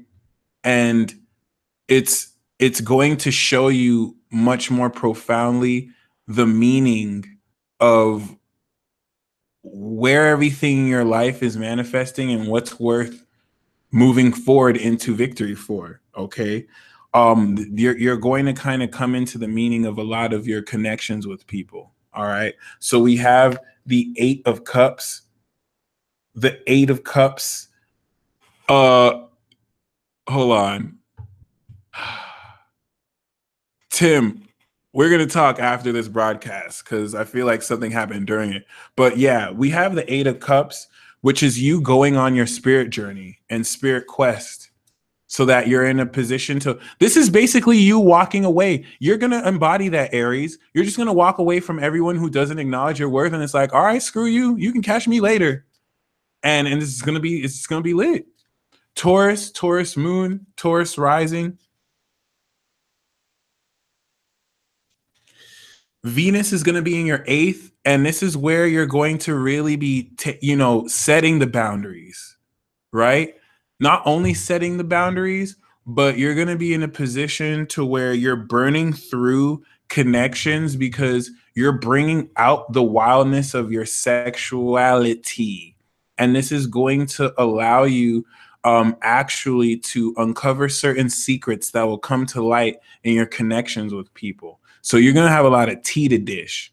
And the 7 of Pentacles is saying, wait it out, Taurus. This Venus in Sagittarius, just wait it out and just let people expose themselves and just let things kind of happen because the seeds will grow. Gemini rising, Gemini, we do have Venus that'll be in your 7th house. So this is really speaking of you being in a position to establish the meaning of relationships. It could actually bring in an exciting new partnership, but there's going to be a lot of karma because Saturn's there. So it's like there's going to be a fated element to it, but this is going to really show you how much you've grown in developing yourself. And we have the Queen of Cups. So there is a lot of deep love that's going to be shared, as I feel this queen is going to reveal her deep feelings to you. All right. And this, I'm sensing, Gemini, I get the sense there's some Geminis that watch this who are bisexual. So for those of you who are that orientation, this is a woman. This is the Queen of Cups is a woman. So if this isn't a woman opening up her deep feelings, it's someone who's going to use her psychic ability to kind of help you understand. But if not, this could be talking about you being in love. So it's definitely going to be very powerful, but it's less about romance here. And it's more about the deep feelings that are being evoked. Cancer moon, Cancer rising. Venus in your 6th house is going to open up very great ability for you to have a lot more fun doing what you do. And we even have the Queen of Cups too. This is the Cancer card and the Cancer woman. So once again, it's really speaking of you gaining deeper love, or it doesn't matter what their gender. Well, this is a woman, right? But it's talking about either on your part or on someone else's part, deep feelings kind of being expressed and received. All right. There's someone who's really feeling you.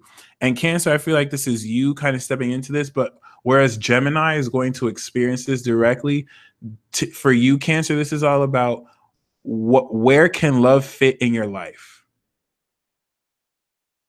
Where can love not only fit in your life, Cancer, but where can it fit in your routine and lifestyle to where there's a lot of freedom? Okay. Leo moon, Leo rising. Venus, that's going to be in your fifth house, is going to open up profound excitement for you to not only harness, but also be in a great position to have fun. This is going to be where you really start to experience a lot of great news because there's so much joy opening up for you to alchemize over the next few months. Similar to Taurus, we do have the Seven of Pentacles.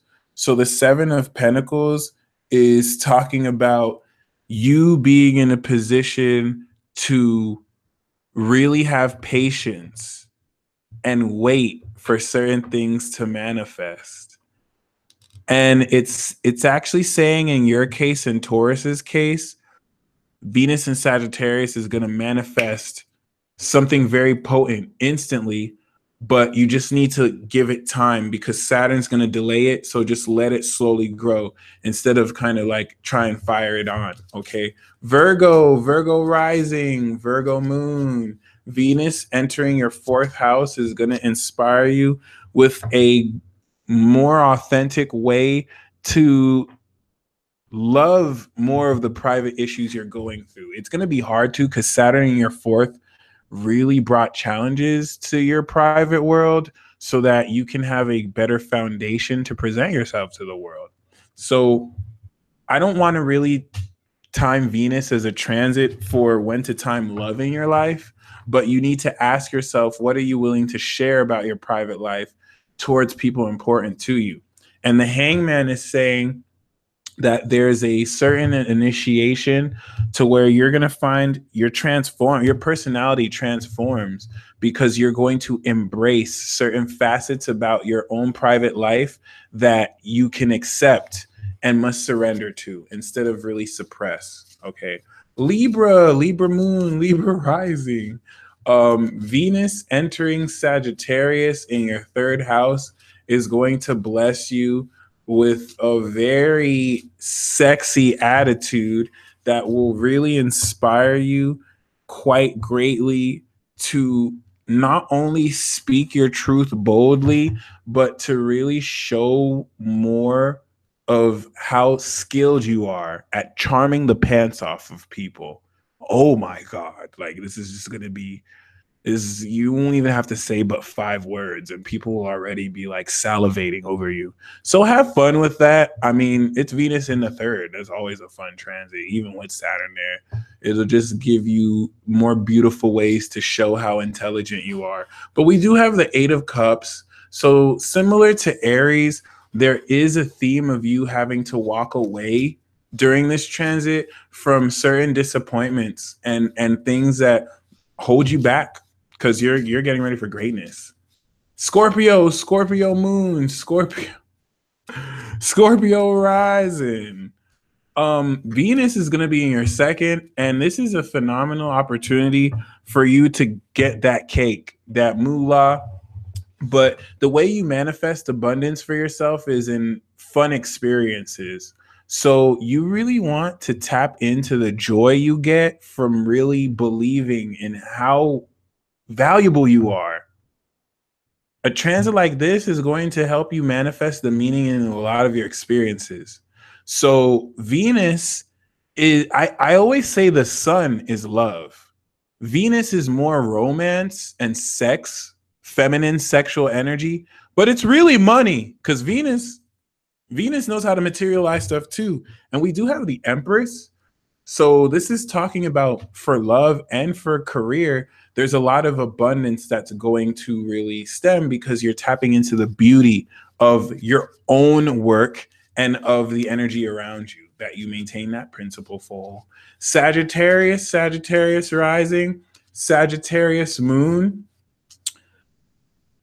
This Venus transit is going to be in a position to make you the popular ones again. Basically, you're going to have this very seductive and alluring goddess in your sign, making you more attractive than you already are. And even though Saturn has just been blocking all sorts of opportunities for love, like people would come and then Saturn would just be like, nope, Rejected. Rejected. Oh, you thought you were going to have meaningful love, Sagittarius? All right. Go talk to that person. Psych! So now Venus is going to be in your sign. So you're just going to be teased, but you'll be teasing people too. So it's like love is going to be there, but Saturn's still just going to block you. Just like, see, Venus is right next to you, but Saturn's just still going to block. But don't worry, it'll move into Capricorn and you'll finally be free. Sagittarius, you need to celebrate, if anything, because this is just finally the last Saturn chapter for you. And we have the Four of Swords. Yo, we need to give some energy to Sag, because like this is basically saying you're finally just going to be like, oh, I can rest. And I feel it. I feel like you guys have needed rest your whole, like this whole transit. And this Venus and Sag is going to be like, yes, I finally am relaxed. You're going to feel more relaxed and mentally calm than ever. Okay. Capricorn rising, Capricorn moon. Venus is going to be in your 12th house. So trust me when I say the most dramatic news is going to come to light. Stuff that you did not expect to come out is going to come out that you have to deal with fully. And it's just going to, it's going to give you great hindsight, because Venus in your 12th is going to key you into that final meaning that brings everything around. And it's like, oh, but it's going to be really dramatic now because fire is involved. And the original card I got was the Hangman, but I also have the Hermit card for you. And, you know, once again, Sag, yeah, Capricorn, I'm getting the aspect that you really do need to surrender to whatever comes up fatedly. But the Hermit card is talking about you keeping secret any kind of, like, you know how they say Capricorn is like the undercover freak? Like Capricorn is the sign that you would never expect, has that like down low relationship. But so, yeah, you might be keeping some on the low, and it's kind of saying you want to surrender and do that too. So good luck. It's gonna be pretty weird for you. Aquarius moon, Aquarius rising. This is going to be really rewarding for you, because Zeus and Aphrodite are going to lend their influence so that everything that was meant to come in for you is going to come in for you. All right. Think to December 30th, 2016. From then until now, you're manifesting everything that you've been wishing and hoping for. And we have the 10 of Cups. So you got the best card out of all of us, Aquarius, unless Pisces pulls something better. Like we literally, this is really going to bring on a lot of bliss and spiritual connections with true soulmates, in romantic senses too, for some that are very powerful and positive for you. All right. And finally, Pisces sun, Pisces moon, Pisces rising. Okay. This transit is going to really have you get much public spotlight if that's what you want. And I say this tongue in cheek because you may not be at all, this is more for Pisces rising, but you may not necessarily be aware at all of how much spotlight you're going to get.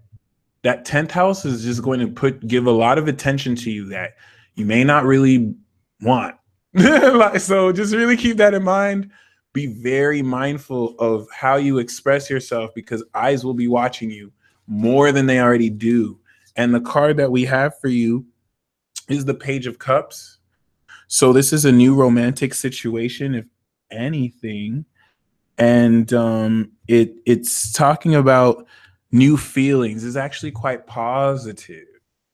For some of you who are single, this could be someone new coming into your life, or it could be, it could be a greater intuitive evolution of your magic and skill. So thank you guys once again for holding me down like you always do. I'm now going to get to the super chat, and I'm going to pull the cards for you who have donated. Oh, wow. Thank you guys once again. And the only thing I have to leave you with is, by the time I do the next broadcast, if Mars isn't already in Scorpio by the 8th, Venus is in Sag. So you're going to start experiencing the shifts now. Like now. As we speak, the moon is on Uranus. So it's happening now. Any of y'all cut cords, any of y'all were in a position to where you're ready to take your power back, know that now you're getting it back. It doesn't matter if you feel lonely. It doesn't matter if you feel like you're not strong enough. You're strong enough. Don't let anyone who doesn't respect you take your power. Don't let anyone who's not willing to vibrate on your level to add to what you're doing and not take from what you're doing, take your power. And as long as you do that, you straight. You deserve everything good coming to you. I have a card for everybody, by the way, and the card that I have is the Magician. The Magician is saying that breathing technique is going to get you everything you ever desired. So it's working, all right? Literally have happiness. So it's definitely working. Use this breathing technique. Breathe in what you wish and desire. Breathe out gratitude as you're breathing it in your world, okay? So congratulations. This is your opportunity. The Magician is the card for everyone. If you're not able to donate, that's your card too, okay? And you got the keys. Keys. I got the keys. All right. Sammy S. Thank you for the donation. The card that I have for you is the Ace of Wands. So Sammy, this is if you had a yes or no question, this is definitely a yes. This is a huge yes. And this is talking about great abundance and a spark of energy opening up for you to harness in very profound ways that will open up great passion for you. Chad Taylor, the card that I have for you is the Page of Wands. This is interesting. So if anyone wants to do a master read, I'm not at this level because I don't have the attention span. When I do readings like this, you want to look at every single card that I draw, because remember, we're all part of the collective. So when I do readings for individuals, it's actually me giving God a card reading. And God is going to take all the cards, and not even just God, just anyone God conscious. I open this up to them because I do work here, but I work in other realms.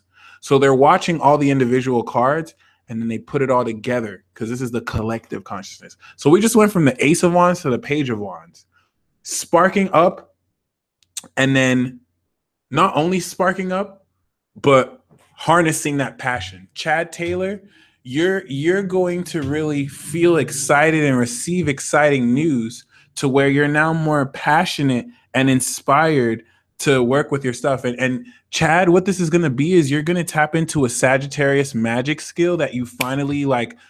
This is like you being able to manipulate fire from your hands. And it's like, oh crap, I can really do it. So you're going to have that arc, if anything. Jody, thank you for Jalen. Thank you, Jody, for the donation. And we have the Queen of Cups. The Queen of Cups is speaking of, similar to Gemini and Cancer, you feeling into the depth of feeling. I think this is really talking about, in all three of those cases, deep romance opening up, but not in a Knight of Cups way where it's like, I love you, I just want to kiss you all night. It's, I deeply love you. Let me put you on wisdom to how psychic I am. All right. It's kind of strange, but also very divine. The Chick P83, thank you for the donation. We have the Magician.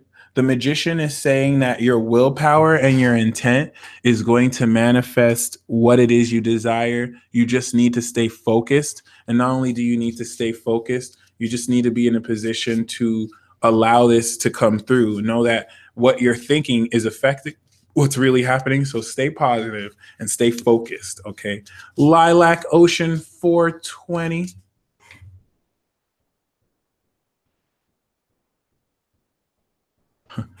Lilac Ocean 420. We have the Six of Wands. So when it comes to this fated love, you need to know you're walking into victory. And this is with somebody, this is fated love with someone who's going to look at you like, ooh, you on something. They're going to look at you like, ooh, I'm feeling you. Like, you look, you might like them, but they like you. Like they have respect for you too, basically. The ghost in the corner of your room. We have the Queen of Swords. The Queen of Swords is it's a Libra card. It could be Libra woman. The ghost in the corner room, the Queen of Swords is talking about this mental sharpening of your mind that will have you have a no-nonsense approach towards other people. And it could be talking about the influence of this lady kind of just making sure you don't lie to yourself. Like there's someone who you can get solid logical advice from. Pazia Woods, partnerships, fated love. We have the Ace of Pentacles. So fated love is going to spark with you on something grounded and material. I think this partnership is going to revolve around work that you do with this partner, which is good. It's not rose-tinted glasses, but it's something that's going to actually last if the work is put into it. It's a healthy beginning. Astrodim 7. Personal fated love info, please. Ooh. Oh, Astrodim, you a Capricorn. You doing something that most Caps are doing. So when I get this card for love, you're not gonna like this. You're not gonna like this.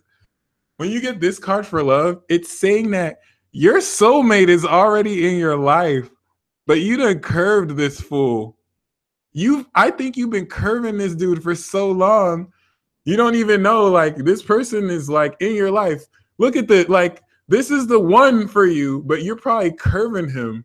He's probably trying to slide up in your DMs and you're like, who is this basic fool?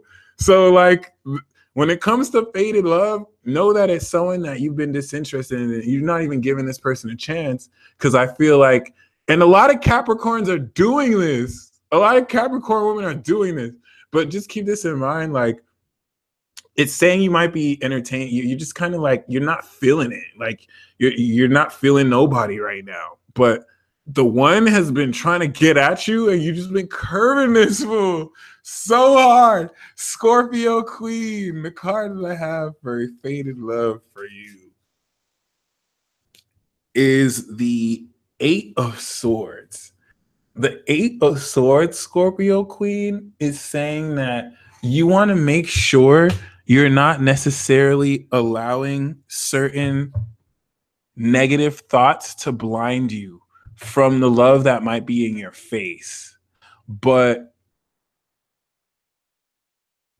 it might necessarily also be in a sense where this might be the partner.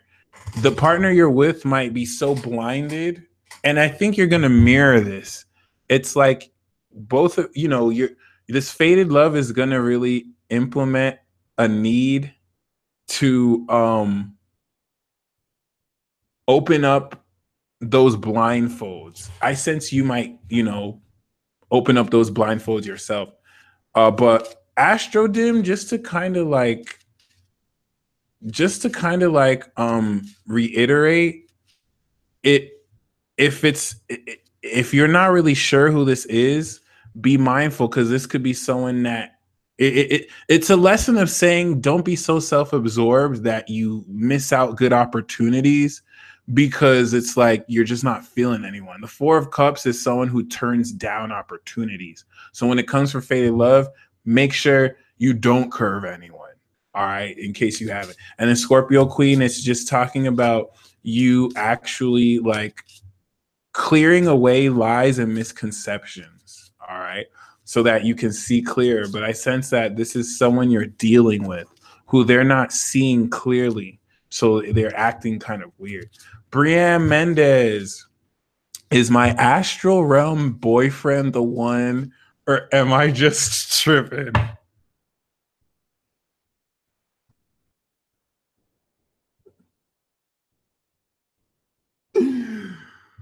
Oh my God. That was the best question ever. I just broke up with my astral realm girlfriend because I realized I was tripping and because she thinks she's hella slick and she was trying to play games with me. So trust me when I say, like, I believe, like, I know the relationship with your astral realm BF is real. Like, I don't necessarily want to gaslight you. I felt that in my soul because I just recently had to break up with my astral realm GF because she tripping and she trying to play me for a sucker. So I feel you, Brienne. These astral realm partners be thinking they can play the realm and shit. Some of them are actually real people just trying to astral project. But we have the Seven of Wands. So the Seven of Wands is saying that, oh God damn it. It's like, I feel you, Brienne. I feel like you're not even trying to, I feel like you're trying to end this astral realm relationship. But look, it's literally saying this astral realm BF is fighting for your attention. Like, this is you sensing them. And at first, I wanted to make sure it was real. And I got the High Priestess. So it's like your intuition's on point. And it's saying that if you decide to call it quits on your astral realm BF, this mofo is going to fight for your attention and be persistent. But it's going to seem like you're the one that's being persistent. Because, guys, you need to remember, these twin flame and soulmate connections, you both mirror each other in your actions, but just in the opposite of ways. Okay. Jessica Queen, Faded Love. Yeah, the Astral Realm GFBF TV show is much needed, for sure. For sure, for sure. We have Jessica Queen, the Wheel of Fortune. So Faded Love is literally going to bring this love on the wheels of destiny. Partner's just going to come out the chariot of fate like, I'm here. No, that would be funny though. But the Wheel of Fortune is saying your luck is literally shifting to where everything's going to fall in place with the element of this Jupiter energy. To be or not to be, will it be a pleasant return home? And we have the Hermit card. So as far as pleasantness, it doesn't necessarily speak that you're going to have the most fun time, but it is definitely speaking of you gaining very important internal insights. Wow. Damn. Okay, I see you. So yeah, to be or not to be, it's talking about this return home. You're going to come into your own personal private knowledge that's going to really help you understand more how to react. Okay.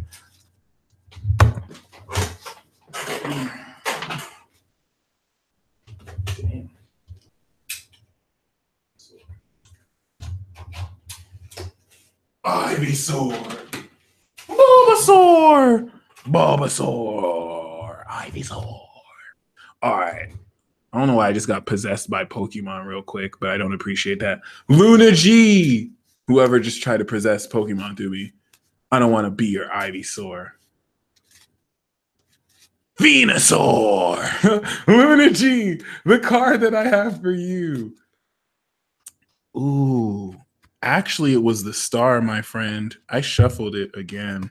I have the Queen of Cups, but the Queen of Cups is talking about you developing your psychic ability and bonding with a Cancer friend who understands your emotions, and she's just gonna help you. Okay.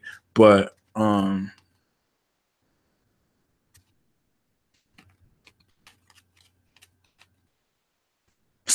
Squirtle, Squirtle. All right, y'all need to stop channeling these Pokemon through me. This is not cool. Who's playing Pokemon? I'm just playing. The star. We did have the star for you.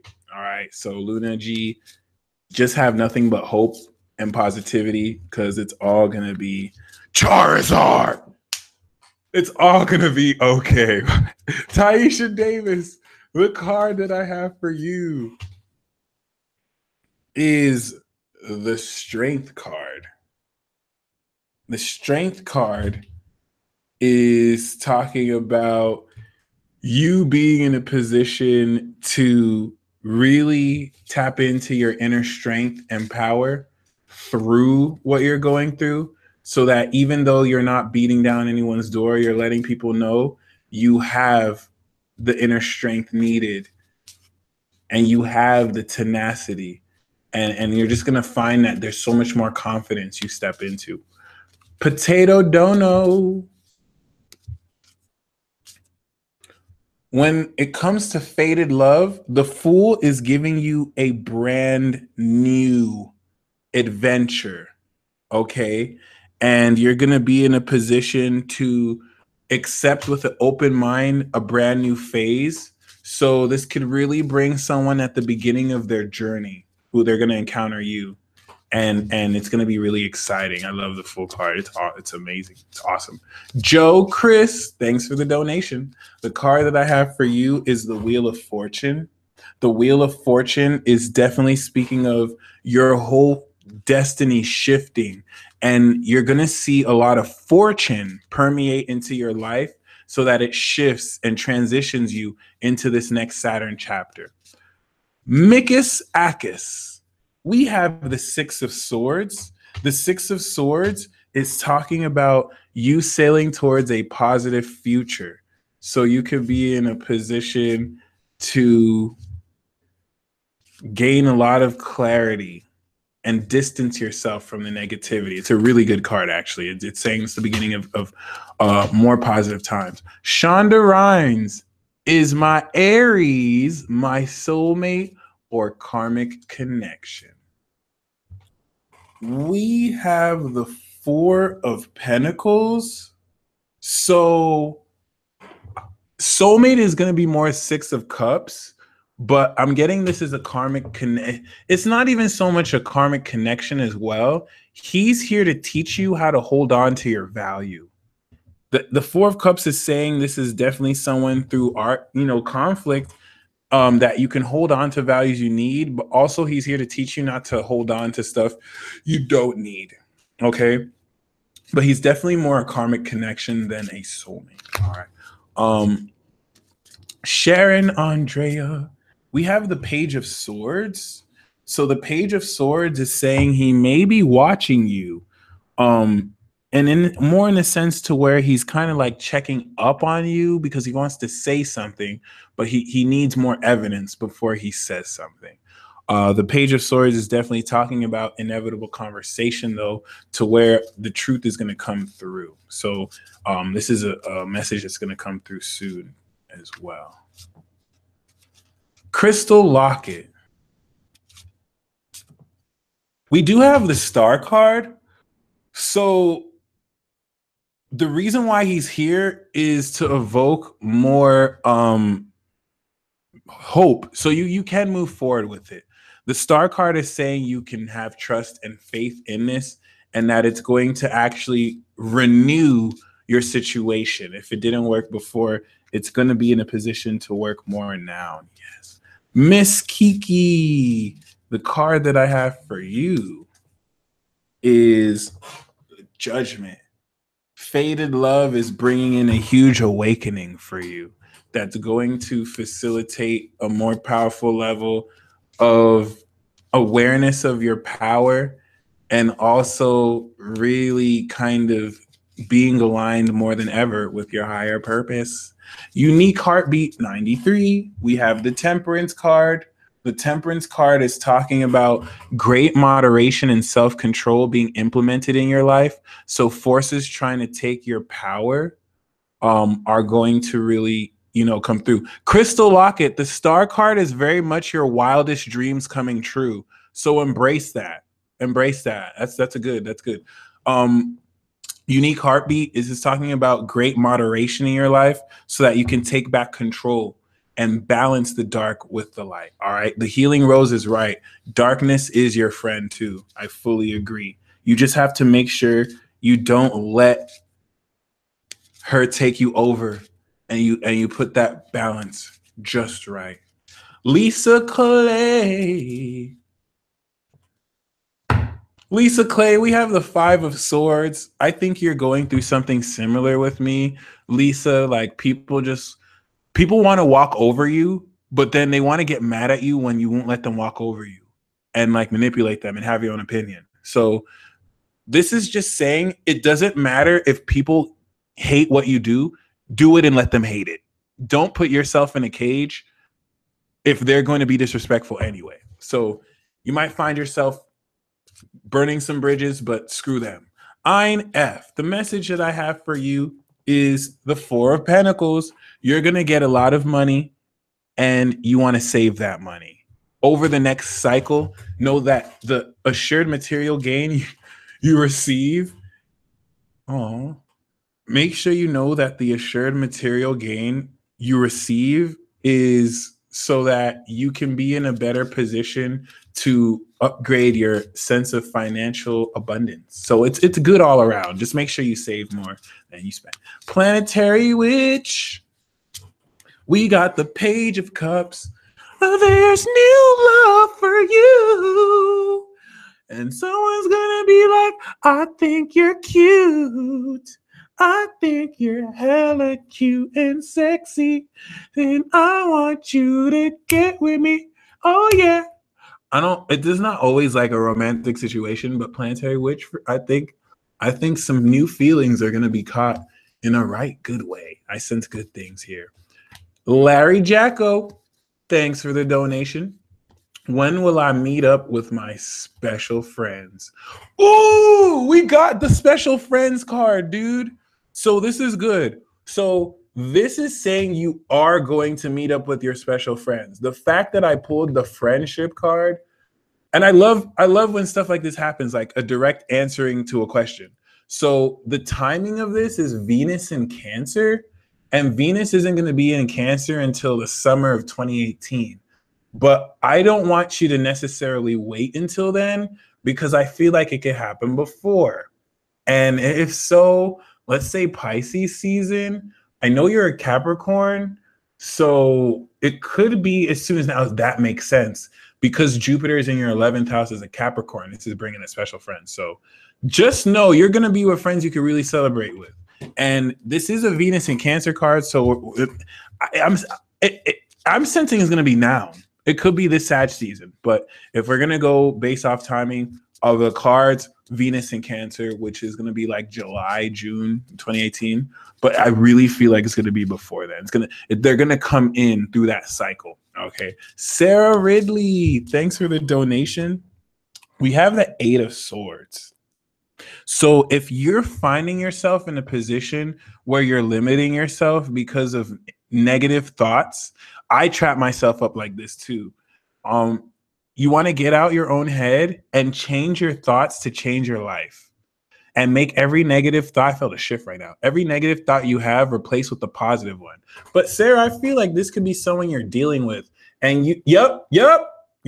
So you're dealing with someone who is lying to themselves. They're so insecure and you need to be the Ace of Swords and cut that. If it's within you, use your truth to cut through those illusions, but you're going to be in a place where you can show that person the truth and not the lies that's been happening. Lilac Ocean 420. Okay, I see King John. I see King John is oh God. I see King John is being generous. I already pulled for Lilac Ocean 420, so I won't pull for her again. And I already pulled for Brienne. So I am going to pull for you, though, right now. So the card that I have for you is the Hermit. And the Hermit is the card for Virgo.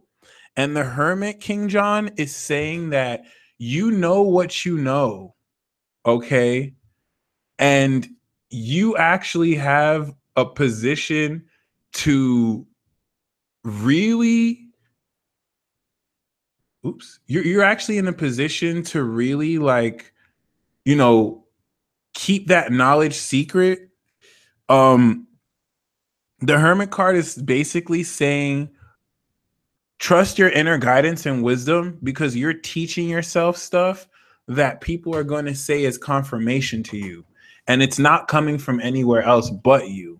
And it's because, King John, you literally incarnated into this lifetime with sacred knowledge. Like, you incarnated into this lifetime with real knowledge. So you're seeing all this fake BS, and your internal knowledge is like, all this stuff people are telling you is true is not true. Like, you need to follow me.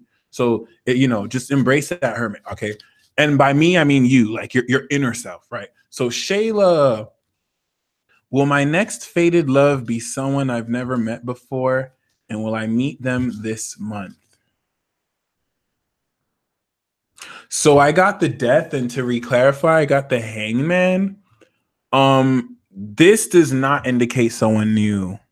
So you're definitely going to meet the fate. I think this is someone that you're going to end stuff with or transform the bond through.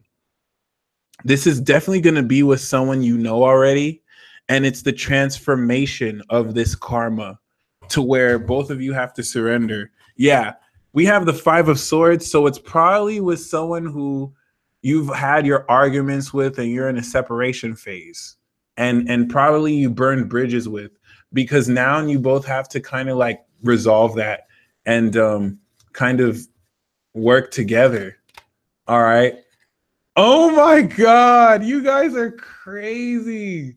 So King John, you pulled for Brienne's love life, and Brienne, you pulled for King John's love. All right, forget it. Lilac, the one that King John got for you is the Death card. So the Death card is talking about transformation through this phase. Could be a Scorpio that facilitates this. All right, so just know that it's your outer world that's going to transform. And then for Brienne Mendez's love life, we have the Seven of Wands again. See, y'all thought I was joking when I was talking about her astral BF. Brienne, this astral boyfriend of yours is cock blocking you. This astral boyfriend of yours is getting in the way of real people connecting with you, because Pluto is opposite your sun. And it's like, no, she's my girl. She's my girl. So why are we getting the same card again? There's some persistence going on. You got someone who is trying to like connect with you, and it's like, you're not allowed to be with no niggas but me. Hell no. But you're like, but you're just in the astral. You're like, I don't care. You better not have no brothers. But thankfully, I don't really think it's like, I don't think it's abusive like that. But yo, like, the ghost in the corner of your room just came up, like, oh my God. Okay. So for King John's love life, we have the Four of Pentacles. And in one level, this is saying, this is a sun in Capricorn. This could be a Capricorn, you know, but for King John, this is really just talking about, oh, I was going to say this is talking about maybe you having to focus on yourself, King John, and to, you know, build up money. But it is a Capricorn woman. This is confirmation. So yeah, King John, looks like there's going to be a Capricorn goddess who definitely wants to manipulate, I mean, love you and bring out your heart in the best of ways. Jeremy Nar, the card that I have for you. is the Three of Pentacles. So the Three of Pentacles is talking about you being in a very profound position to work in a team with others that can help you manifest a whole lot of your energy. I'll be throwing mad shade on Capricorns. I'm just being jelly. Let me not act like I don't want a Cap wifey. It is what it is. But yeah, be careful because they do that. Anyway, we have the Three of Pentacles. The Three of Pentacles is definitely speaking of, once again, the team coming together to manifest the first draft of this energy. Okay. Kiyu Mad Kick. Ooh, Kiyu Mad Kick. We have the Magician, and the Magician is talking about you manifesting a relationship with your most compatible soulmate. When you pull the Magician for the one, it's saying you're gonna manifest the one because you are the one. So this is awesome. This is really awesome. I second that, Jeremy. This is very true. Some of them definitely are. And Rachel Taylor, the card that I have for you.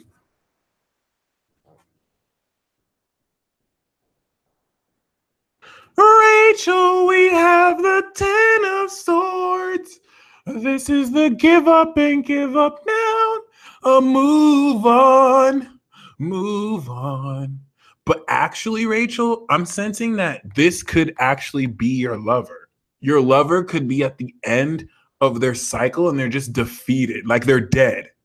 Some of you, you're manifesting soulmates who are just dead. And then you have to do like this resurrection no jutsu on their soul because it's like they didn't even make it past the Saturn lesson. Like they died midway. I'm one of those people. Like they died midway and it's just like they're just carrying their vessel. So they're just completely defeated.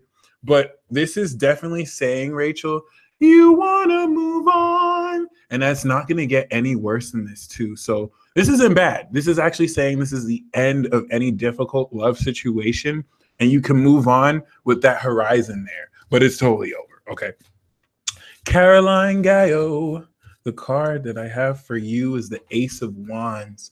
This is a spark that's moving now, especially if you needed fire or passion, you're going to get all the excitement that you need through here. And it's definitely really awesome because it's going to evoke you with the energy needed to activate, move forward with any passionate project. You name it. You got the wand right there. Nancy Smith, we have the Queen of Cups, and the Queen of Cups is talking about you feeling very deep love within yourself. I think since 2012, like a lot of us died, and we're having to gain new life. But Nancy, this is talking about you just empathizing with people on a very deep soul level. You could look to this queen to also connect with you through another person as well. Mandy A, what can I do to improve myself and my life? We have the Lovers card, Mandy. So you want to have sex.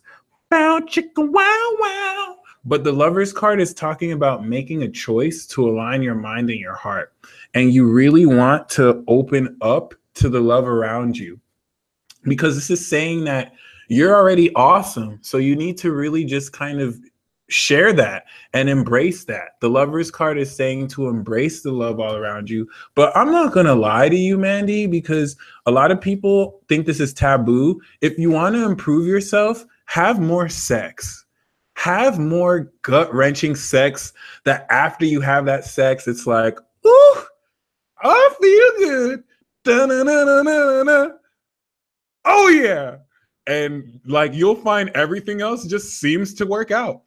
And I don't necessarily mean like, don't have sex with just anyone, right? You'll know who.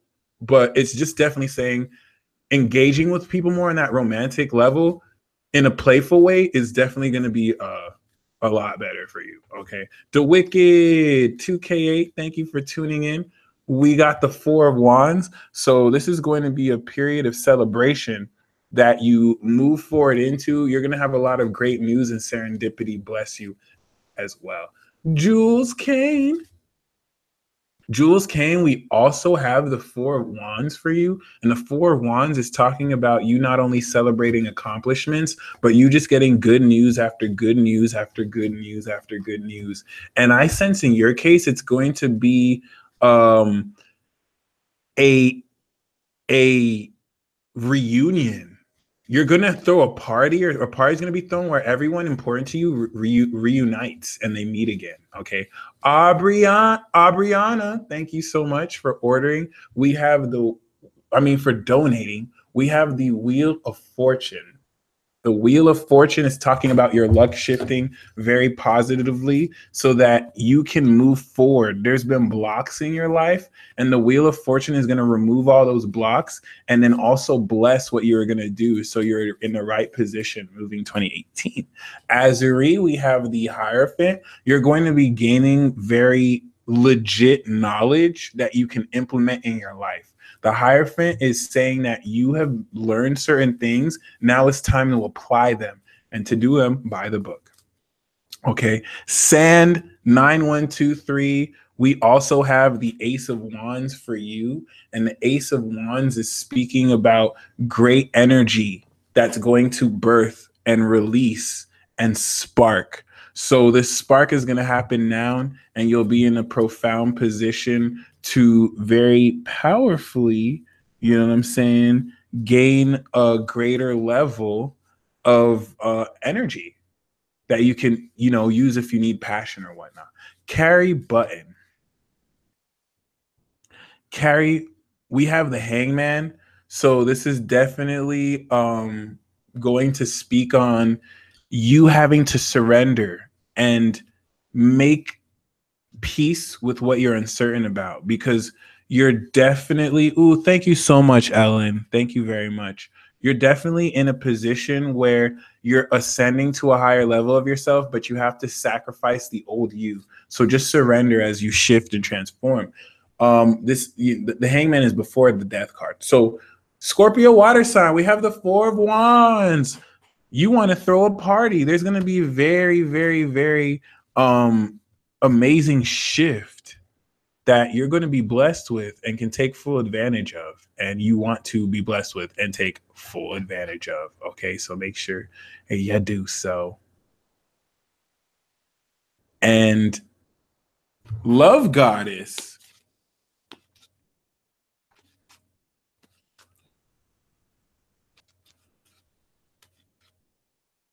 Love Goddess, we have the King of Swords. The King of Swords is talking about a very important man in your life dropping knowledge. It's an Aquarius man, but it's someone who's very intelligent. And I got the Ace of Cups. So he could be opening up his heart to you. And this could be a new love with this King of Swords. Okay, just in case you might know who this is already. Luna Ash, the card that we have for you is the Fool card. A brand new adventure. This could even be a brand new person who's walking into your life, completely new on their path and journey. But this is talking about you having an open mind, and you need to embrace this newness so that you could really open up to a new world, and new lessons and opportunities that are unexpected are going to bless you. Beckstar 2001, we got the Two of Pentacles, which is saying you really want to be in a position to embrace quite profoundly the productivity of the work you're hustling with. And I even hate to say hustling, because it's less about hustling and more about staying productive. This energy and momentum you build for yourself will build up more of your money. So play with your income streams, because if you trust your instincts here, you'll come up huge. Katrina Brown. Faded love indeed. We got the 10 of Pentacles. And the 10 of Pentacles is speaking of you gaining not only profound abundance, but this could be faded love with a relationship that's going to last. And you have grandchildren together and you build new traditions. So definitely awesome. Your ancestors are going to help you both find each other. All right. Urethra Franklin. We have the Queen of Swords, which is saying you want to really have a no-nonsense approach to what the BS people hit you with, and you want to make sure you're unbiased and you just say it like it is, speak that truth. You're going to find a friend who's also very intelligent, gives you very logical sound advice that will help you move forward. Okay, the healing rose, we have the 7 of Pentacles, so you want to be very patient, because you're definitely going to be in a position to allow what you've already planted to grow. So the name of the game now is to just wait for things to really move to the next level in any context, especially with Venus transiting your 8th. Just let things grow, because you've kind of done the work already, and you want to adjust stuff here and there. Nancy, we do. Ooh, I got the 7 of Pentacles for you too. So it's not that your twin flame isn't available, but it's still saying just wait. But let me pull another one, because I feel like that was a mispull. Twin flame available this week.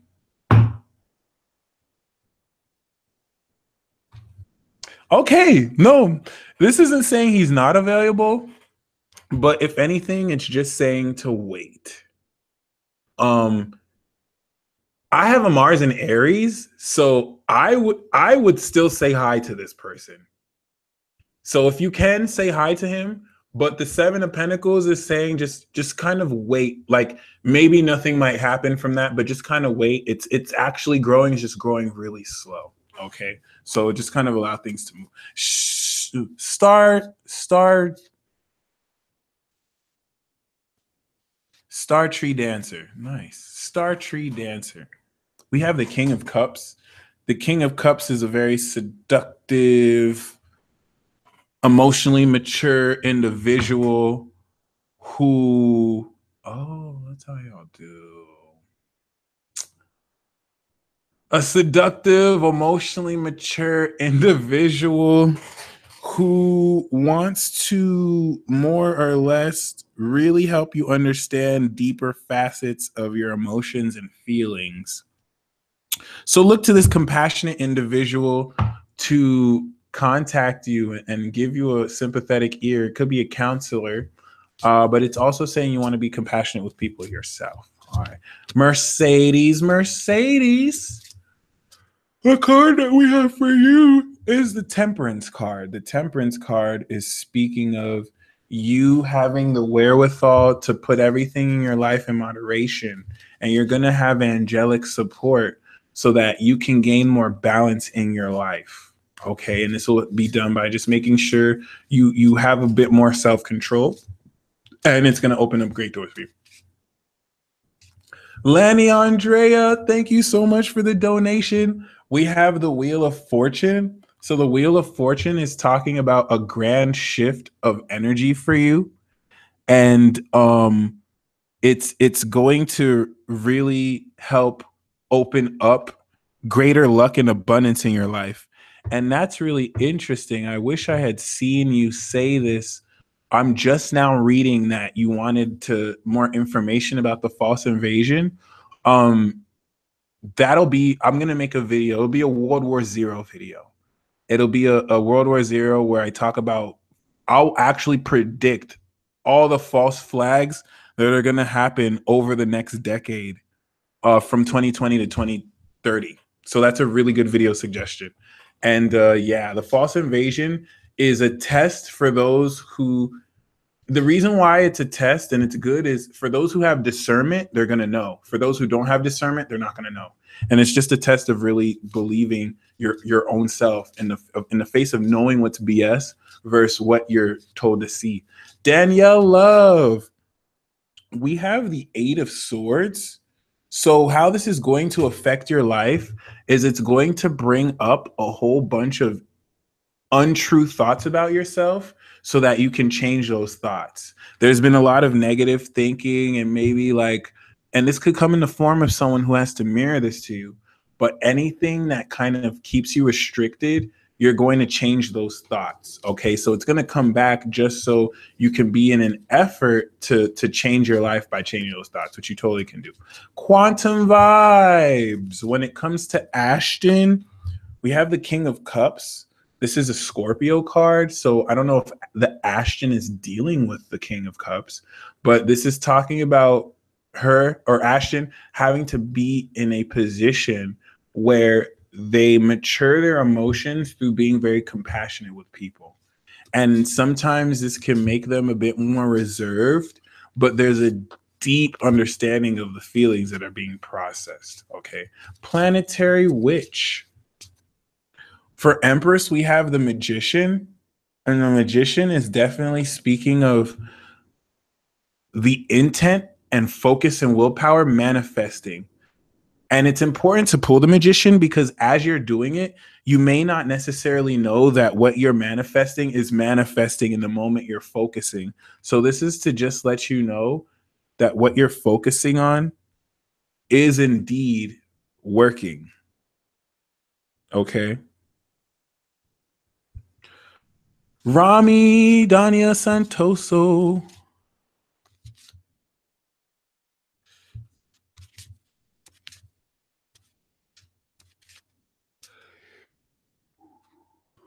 We'll do one more draw. I had the Nine of Wands first, then the King of Swords.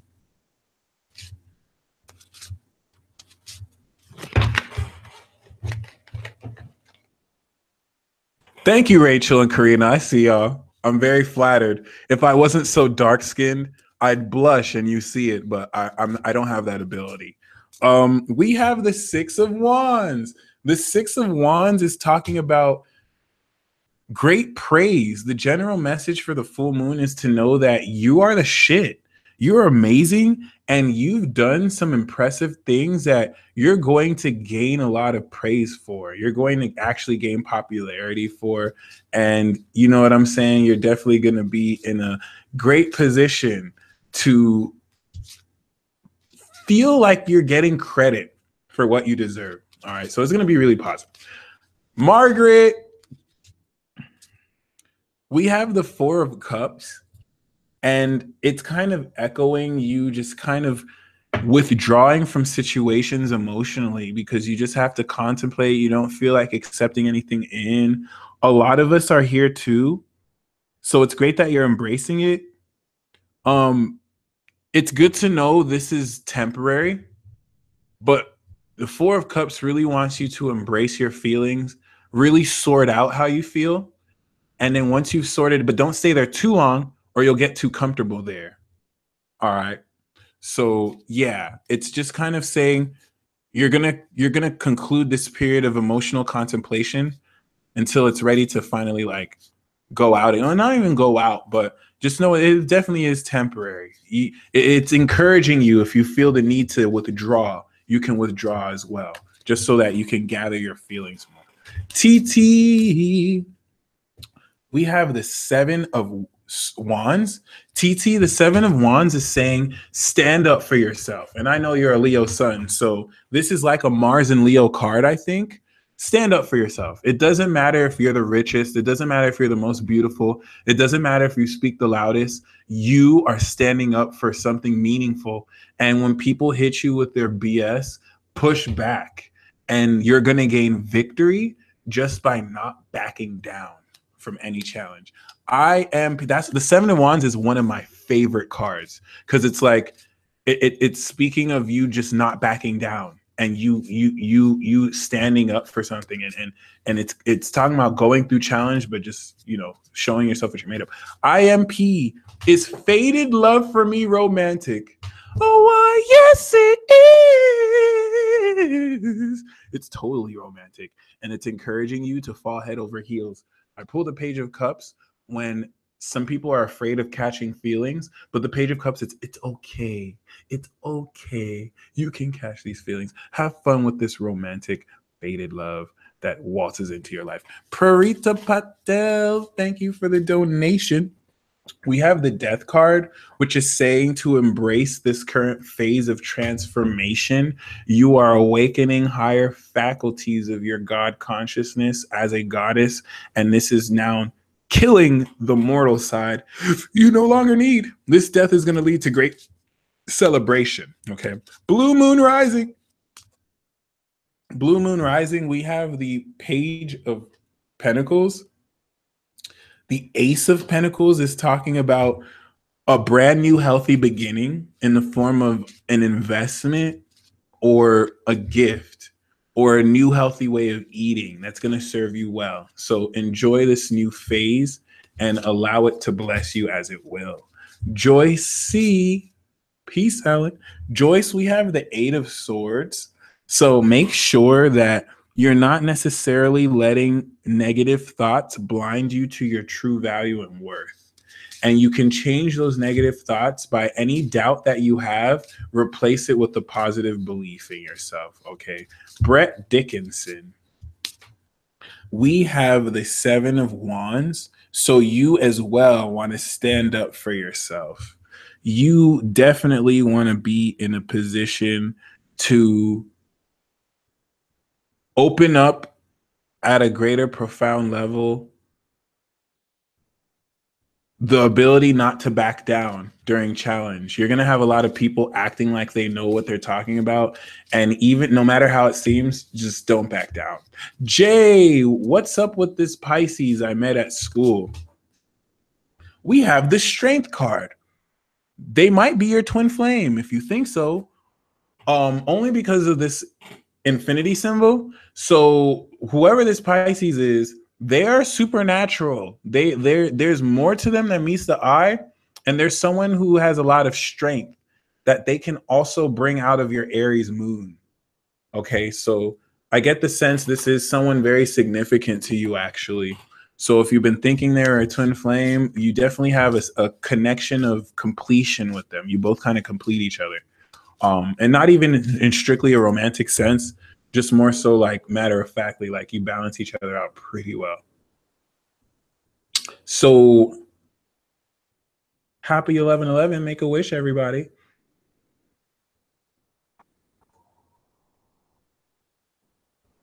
The moon is 22 degrees.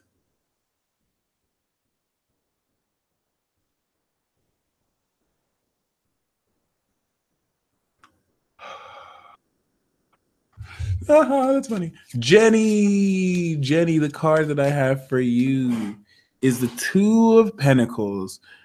Jenny Wang, the Two of Pentacles is talking about you staying productive and you allowing this, not you have to be busy, but the work that you're doing, really staying on top of it and not allowing anything to distract you is going to quickly manifest a lot of abundance for you. So trust your instincts, okay? You're definitely going to be a bit more busy than usual. Alb 72. We have the Six of Wands. The Six of Wands is saying, hey, you're going to get a lot of praise for what you've done. So the Six of Wands is kind of what you'll get if you put out a music video or an article and it gets all sorts of like praise and likes and like, wow, we are really impressed with what you've done. So really good card. It's one of the best cards in the tarot, actually, especially depending on other stuff too. All right. Thank you, Shannon. Nicole, Archangel Raziel in the building. What's up? What's up? What's up? And Nicole, Danielle Love, before you send another super chat, I only pull one card per super chat, okay? So keep that in mind. Alb 72, this praise may come through love. So if you wanted it as a romantic card, the Six of Wands is saying you're going, the person who you're going to be in love with is going to praise you. Like they might have put you on a pedestal because they see how awesome you are. Okay, so interesting. Nicole, the card that I have for you, Archangel Raziel, is the Eight of Swords. But for you, Nicole, I get the sense that, you know how certain Pisces or Cancers like alchemize feelings for people? For you, it's like you're sensing the mental realm of people and you might be thinking certain thoughts are yours when they're not yours.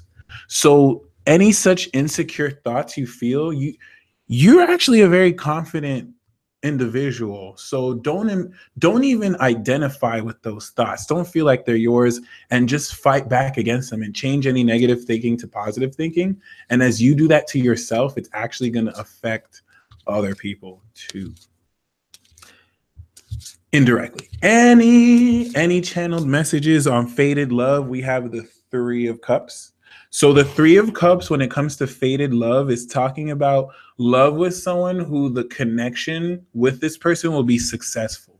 It's also going to occur during an outing. If you go out with certain friends, this might be introduced to you through a friend, but it's talking about great chemistry. And there's going to be a very festive environment. So you're going to be having fun. So it's going to be really awesome. Liana Lilith. Much love to Liana. She's one of my favorite Leos ever. My astral realm ex-girlfriend legit blocked me from connecting with you, Liana. I had a reading with a Leo right now, and we just realized that when when that had happened, it was a block from my astral realm ex-GF, who I'm no longer with because shit's lame and I'm ready for something real. But anyway, Liana, we have the Seven of Pentacles, and the Seven of Pentacles is speaking of everything that you're wanting to manifest. The seeds have been planted, and all you have to do is just let them grow. And just like any good farmer, when there's like people who want to get in the way of it, you protect your crop. So just nurture and nourish what you're growing in the form of projects with your attention, and it's going to grow into a bountiful harvest. Thank you, Miss Kiki. I feel the shift. I feel ready. I feel ready, Eddie. I finally feel ready too. Not like I didn't before, but I kind of had doubts, but nah, we ready. Sonia, should I go for the Aries or the Virgo? You should go for the Pisces. No, I'm joking. All right, let's do this again. I have the Seven of Wands. So whoever was the one most persistent over you, but let me make sure. I want to pull an actual Aries or Pisces card. Should Sonia go for the Aries or the Virgo?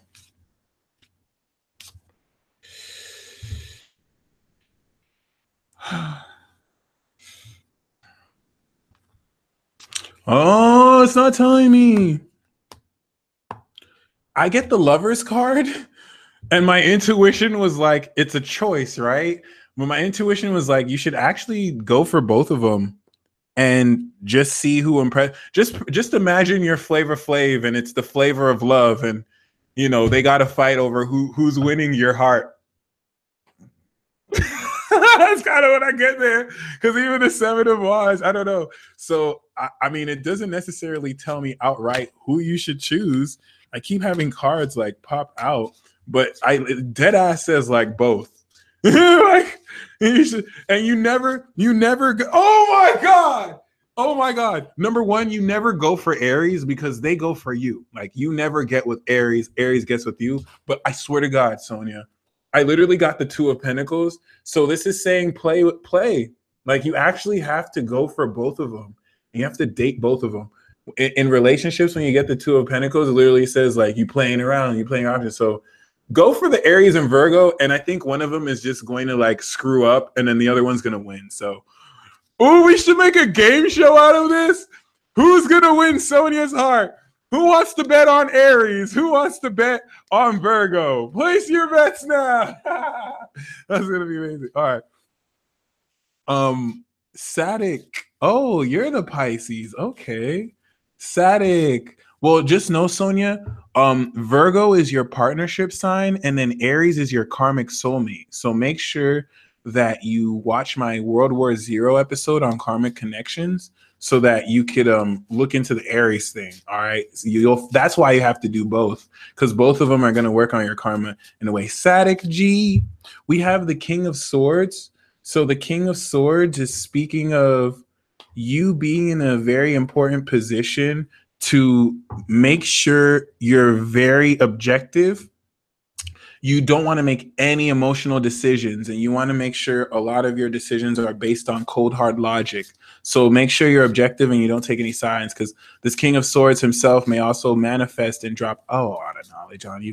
Jonathan Bond, we have the Two of Pentacles. So you definitely want to play with your money and your income stream and trust your instincts. You're definitely going to be in a very powerful position to not only manifest with what it is you have, but also to take advantage of new income streams and potential. But just stay busy, you stay productive, it'll pay you back, okay? Walking miracle, we have a new emotional situation that could be romantic. If this is not talking about an awakening of your heart in a more intuitive way, this is talking about someone opening up their feelings to you so that you can start a new emotional situation. It doesn't have to be with someone new. The Page of Cups is normally someone new, but it's probably going to be more so you developing new feelings with or for someone. Okay, David Rosher, we have the Six of Swords. So especially when you see these numbers,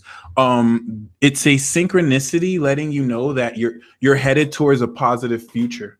You're distancing yourself away from the negativity, and you're going to come into a new wave of positivity. So congratulations. This is also another good card. It's talking about really gaining a lot of mental clarity and focus through this energy. Carolyn, we have the Queen of Swords.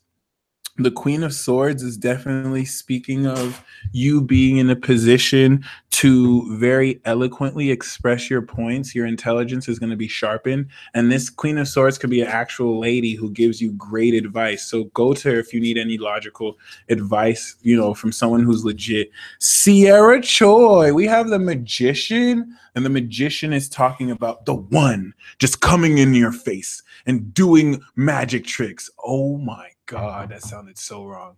I did not mean like that. But this is a mirror. You're the one, but it's really talking about the intentional focus that you're doing in your life, working out very magically. And you just want to, whenever I get the Magician for people, the breathing exercise, it's saying if you do it, it's going to work really powerfully. Okay. Lucia Rodriguez. The card that I have for you is the Hermit. The Hermit card is definitely speaking of you being in a position to trust your inner wisdom and guidance, because you're pulling the pieces together and coming into knowledge on your own. And you can trust that. Even if it isolates you because other people don't believe it, you're right. Okay, so trust that special knowledge. You're developing your own spirituality and techniques. Jake, can you pull a card for my photography career in 2018? Oh, this is interesting. I have the Five of Pentacles. So it's kind of speaking of having to deal with a lack of resources. But the first card is the Ten of Pentacles. So I'm going to pull another one because I don't like that one. Let me just make sure.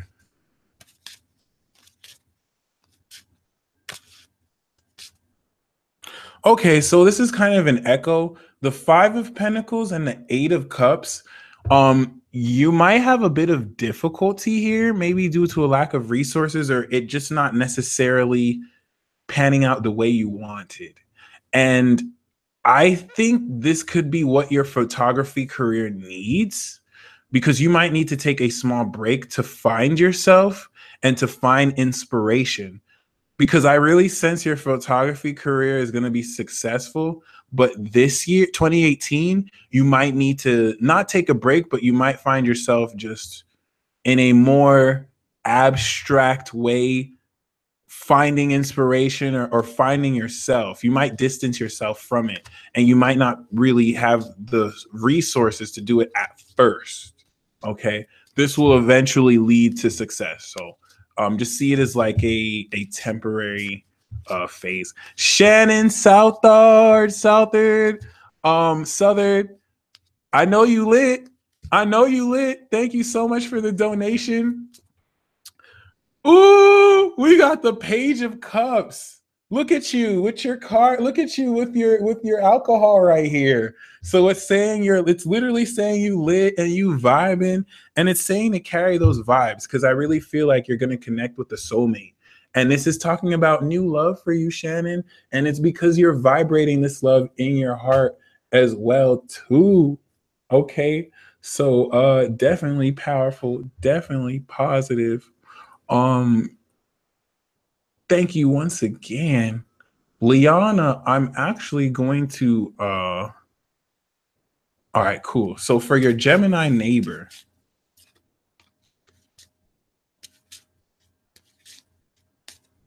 we have the Eight of Swords. Your Gemini neighbor is blinding themselves with negative thoughts. As a Gemini, I do this a lot too. This is the card of Jupiter in Gemini. So it's like he's letting his mind trap him because of negative thoughts he knows are bullshit. So he or she knows are bullshit. So they need to replace all the negative thoughts with positive thoughts. And a lot of this is there's a seal and limit on his or her mind, so that outside influences are suppressing their mind.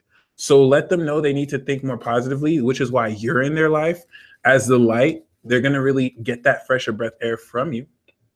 And we have the Wheel of Fortune for everybody. So prepare for your luck to shift. Prepare for great fortune to bless your life and expansion, and take your power back, my friends.